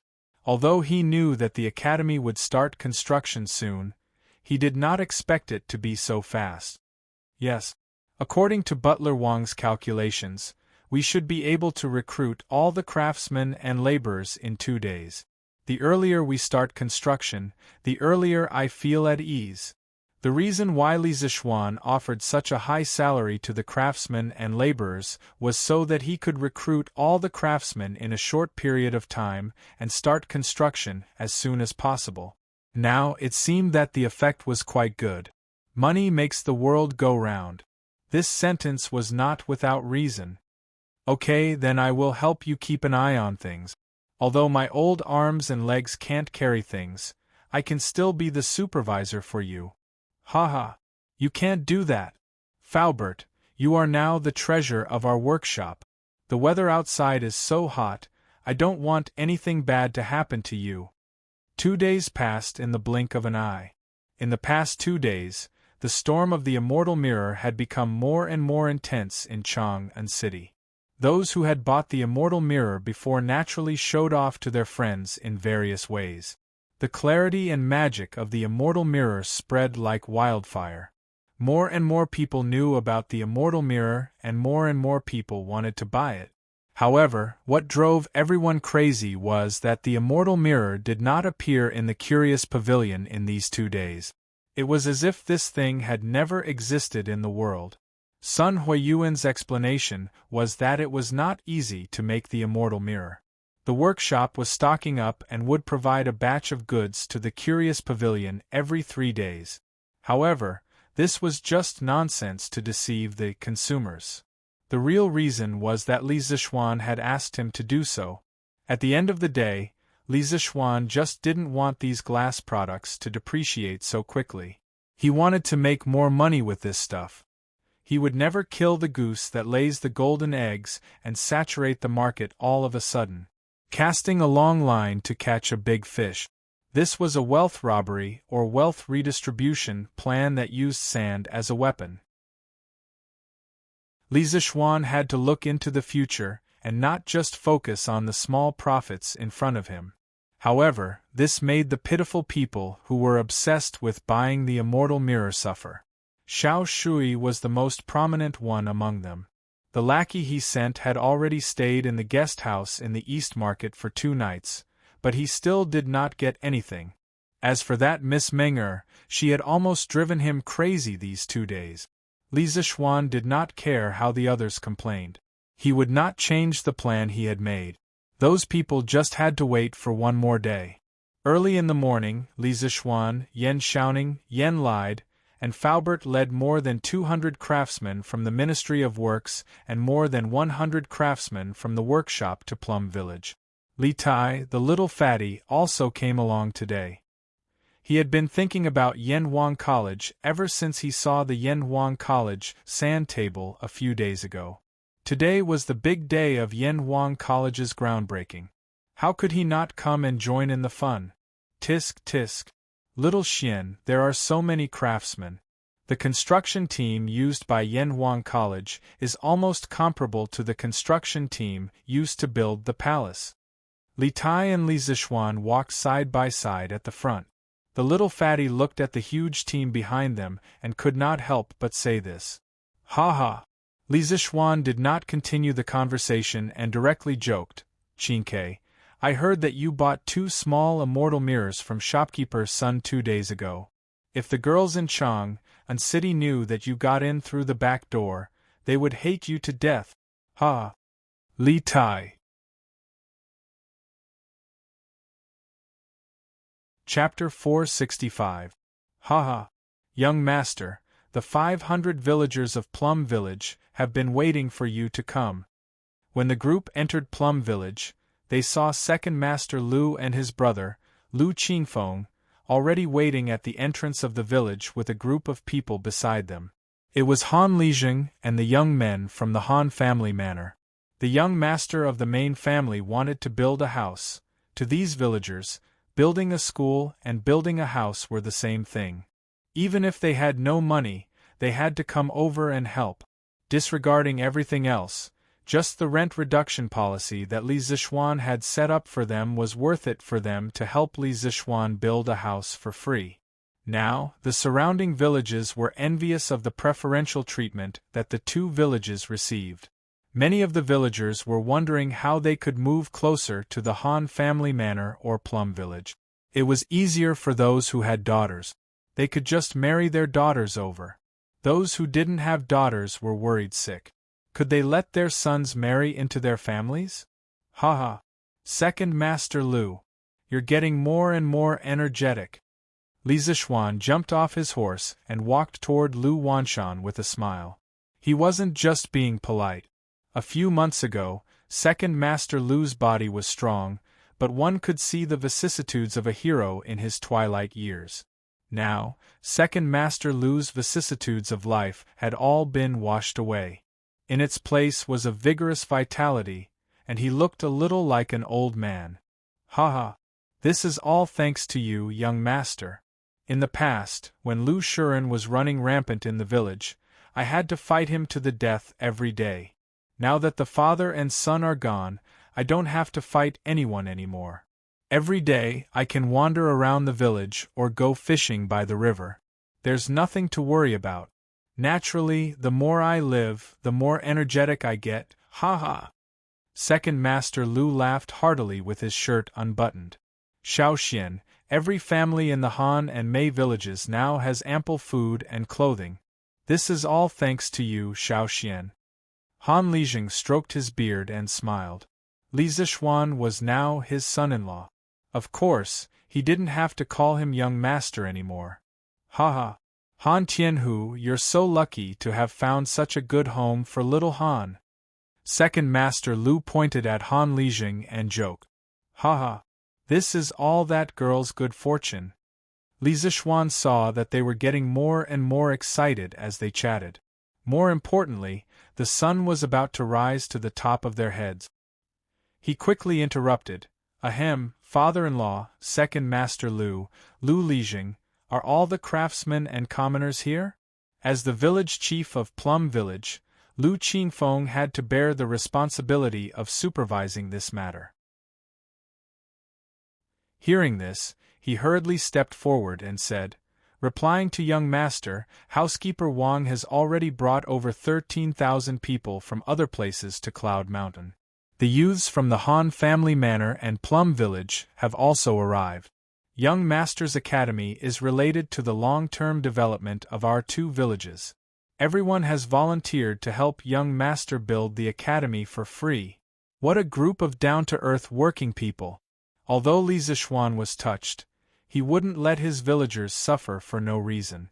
He smiled and said, "Don't worry." He smiled and said, "Working for free won't do. I appreciate the villagers' good intentions, but don't mention this kind of problem again in the future. I, Li Zixuan, won't shortchange everyone's wages. Besides, why should outsiders get paid while our own people have to work for free? No matter where you go, there's no such logic, right?" Yen Lide, who was behind him, stroked his beard in relief when he heard this. He was even more impressed with Li Zixuan in his heart. When the farmers of the two villages heard this, their faces revealed touched and regretful expressions. Haha. Young master is so kind to us. If the men of Plum Village dare to cheat or not work properly in the future, don't blame me, Lu Wanshan, for being rude to them if I catch them. Second Master Lu knew that Li Zixuan wasn't just being polite, so he pulled Lu Lijing's arm to stop his elder brother from persuading him. He then turned his head and shouted at the villagers of Plum Village behind him. Second Master Lu is right. I, Mei Zhongkong, support you. Young master is so good to us. Who dares to not work hard? I'd like to see where his conscience is. Do your best. Do your best. The young men of Plum Village immediately let out loud roars. Men of the Han Village, did you hear that? If you can't win against the brothers of Plum Village, then let's see if you still have the face to return to the Han Village. Han Lijing didn't want to be outdone and shouted at the young men of the Han Village. He didn't have the right to care about the attitude of the other villagers, but he had to care about the people of the Han Village. Putting aside the fact that Li Zixuan was his son-in-law, the villagers of the Han Village were also the ones who had received the most kindness from the Li family. If they didn't repay the kindness, this wasn't something that the villagers should do. Ha! Han Lijing, there's nothing to say. The men of the Han Village won't be worse than those of Plum Village. We will also do our best. Old Hu laughed out loud and agreed. Yes, do your best. Do your best. Li Tai, Yan Xiaoning, and the others were shocked when they saw this. Li Zixuan was a little speechless. It was just a ceremony for the opening of the academy. Why did they make it seem like an army was going to war? He waved his hand and comforted everyone with a few words. Then, he led the large group up Cloud Mountain. Plum Village was surrounded by mountains on two sides, water on one side, and Cloud Mountain on the north. It occupied a large area and the terrain on the mountain was relatively flat. In the early years, there were people who planted crops on the mountain, but because of the poor harvest, they eventually gave up. In the east, there was Fenglin Mountain. The forest was dense and the terrain was rugged. Some animals often appeared, so it was a good place for the villagers to hunt. In the south, there was Ba River. The irrigation of the Han Village and Plum Village's farmland depended on this Ba River. Following the mountain path, the group headed up the mountain. Halfway up the mountain, Li Zixuan could hear the hubbub of voices. He guessed that Wang Zhong was leading the group of people to clean up the mountain path. When they arrived at the top of the mountain, they saw a large group of people doing the preliminary cleaning. At this moment, Wang Zhong wished that he had 4 legs. He needed to command everywhere, and it was very difficult for him. Li Zixuan frowned. Although more people could speed up the progress of the project, more people would make it more difficult for the foreman to command. If he could not reasonably assign an appropriate task to everyone, then these 10,000 people would be nothing more than a motley crew. It would only have the opposite effect. Thinking of this, he called Wang Zhong over and said, "Uncle Wang, get everyone to gather here." Wang Zhong wiped the sweat off his forehead and cupped his hands. "Yes, young master." After a full 15 minutes, all the people had gathered. What was worse was that although these people came to gather, they did not have time to idle their mouths. They were still chatting in groups of 3 to 5. The whole place was noisy. Many of these people came from the same village. Everyone had their own circle, so it was not surprising that they knew each other. If there were only 100 or 200 people here, perhaps no one would dare to talk to each other. However, there were more than 10,000 people here, so the situation was not so easy to control. Seeing this, Li Zixuan could not help but frown even more.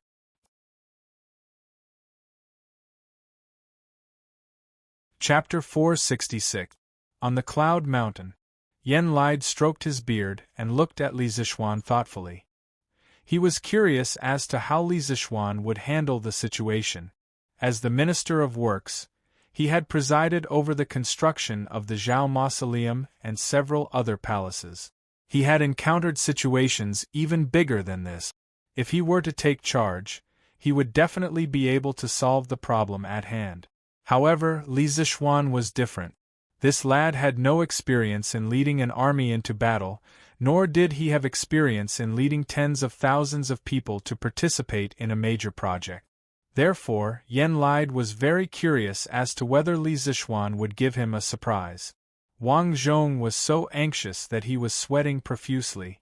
He had also seen Li Zixuan's face, which was as dark as the bottom of a pot. However, faced with more than 10,000 people, there was nothing he could do. He could only command a few of his servants to maintain order around him while feeling anxious. Humph! At this moment, a cold snort resounded through the peak of the cloud mountain. Everyone felt as if their hearts had been hammered by a metal hammer. Hundreds of birds in the forest were so frightened that they started chirping and flapping their wings together to fly into the distance. The noisy crowd immediately quieted down. The cloud mountain was so quiet that one could hear a pin drop. The power of a grandmaster was terrifying. Faced with this disorderly mob, Li Zichuan didn't rack his brains to think of other ways.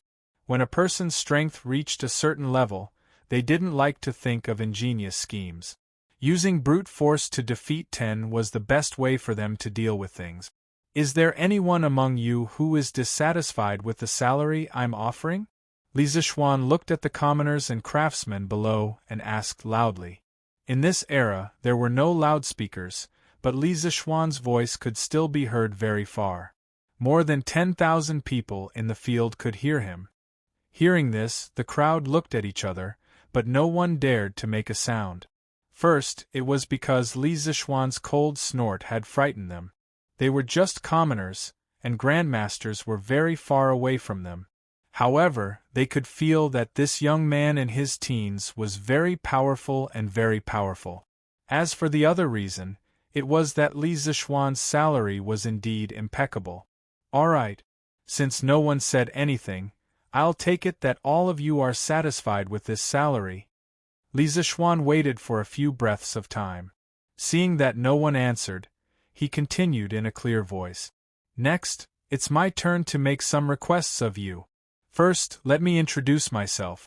I am Li Zichuan, the person who hired you this time. I don't care which village you're from. Since you're here and want to earn money, you have to listen to me. If anyone wants to fish in troubled waters, or try to cheat money by eating and drinking, then I'll ask you to leave. At this moment, everyone below felt a chill in their hearts.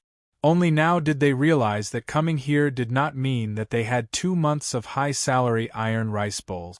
If they did not do a good job, they would still be chased out at any time. This is the current Minister of Works. The academy that you will help me build in the next 2 months was approved by the current emperor. From now on, all of you will have to obey the arrangements of Minister Yan, the eldest son of Minister Yan, Yan Xiaoning. Whatever he asks you to do, you must do it. If you don't want to obey the arrangements, please leave now, lest you be chased out by me in the future and be laughed at by others. Li Zichuan mentioned Yan Lide and Li Er in order to give these people another deterrent. Since ancient times, people were afraid of officials, not to mention that the Yanwang College was a task personally assigned by the current emperor. These people would definitely not dare to be sloppy when they were building in the future. He was right. As soon as these words came out, everyone's eyes were instantly filled with awe. There was no longer any laziness like before. After a few breaths, no one took the initiative to leave. Li Zichuan continued. In the next 2 months, I will randomly divide you into 50 construction teams. On average, each team will consist of 300 people, 10 craftsmen, and 1 captain and 1 deputy captain. There will be groups of 10 people in each team and 1 leader. There will be groups of 10 people in each team and 1 deputy captain. Outside the group, there will be groups of 10. Outside the group, there will be groups of 10. Outside the group, there will be groups of 10. Each group will have 1 captain and 1 deputy captain. Everyone must obey the command of Yan Xiaoning. Yan Xiaoning will distribute the tasks of each construction team to the corresponding team leader. As the team leader, you must distribute the tasks well and ensure that the tasks are completed in time. When each squad leader receives a mission, you have to divide the mission into smaller groups. You have to cooperate well with each other because you are not alone. You are a group. Don't let your sloppiness affect the entire group or even the entire squad's failure to complete the mission in time. In addition, Yan Xiaoning will form an additional law enforcement team. They will evaluate the work progress of each construction team every day. The team with the best performance that day will have the best meal the next day. You will eat the fattest meat and there will be enough of it. Of course, the team with the worst performance will also have the worst meal the next day. You will only be left with carrots and vegetables. Every 5 days, the law enforcement team will make a small summary. The team leader and deputy captain will be rewarded with 2 strings of coins. The captain and deputy captain will be rewarded with 1 string of coins. The team leader will be rewarded with 500 coins. The rest will be rewarded with 100 coins. Every month, the law enforcement team will make a big summary. The team with the best performance will have their monthly salary doubled. The team leader and deputy captain will have their monthly salary reduced by half. The captain and deputy captain will have their monthly salary reduced by 40%. The team leader will have his monthly salary reduced by 30%. The rest will have their monthly salary reduced by 20%. Moreover, the law enforcement team will also evaluate the 5 teams with the best performance that month. The members of these 5 teams will be rewarded with an additional 5 strings of coins. Of course, once the law enforcement team finds a worker with a negative attitude, he must be kicked out immediately. So, you are not alone. What you do will affect your team. If you want to make a lot of money from me, you have to put in the effort. Do you all understand? Huff, huff, huff. After Li Zixuan finished speaking, the sound of heavy breathing could be heard in the audience. Everyone was excited by the generous rewards. 5 strings of coins. This was a huge sum of money that a civilian family might not be able to earn even if they worked hard for 5 years. But now it was within their reach. How could they not be excited and excited? Although they would be punished if they did not do well, none of these farmers would feel that their work was not as good as others. Therefore, they selectively ignored Li Zixuan's punishment measures. At this time, when they heard Li Zixuan's question, they quickly shouted, "Understood." Although their voices were not in sync, they were very loud and imposing. Li Zixuan nodded in satisfaction and then said, "These 2 months, you will be staying in Union residence. For the next 2 months, all of you will be living and eating in Cloud Mountain. Later on, Yan Xiaoning will specially organize a group to build temporary houses for everyone. Please think about your wives, children, and elders. If you want them to live a good life, you must work hard to complete the mission. Those who don't meet the requirements will be kicked out at any time. 2 months later, I want tall buildings to be built from the ground on Cloud Mountain. You're tuning in to the Phoenix Knights YouTube channel. Don't forget to subscribe and join us on this journey to catch the most captivating stories.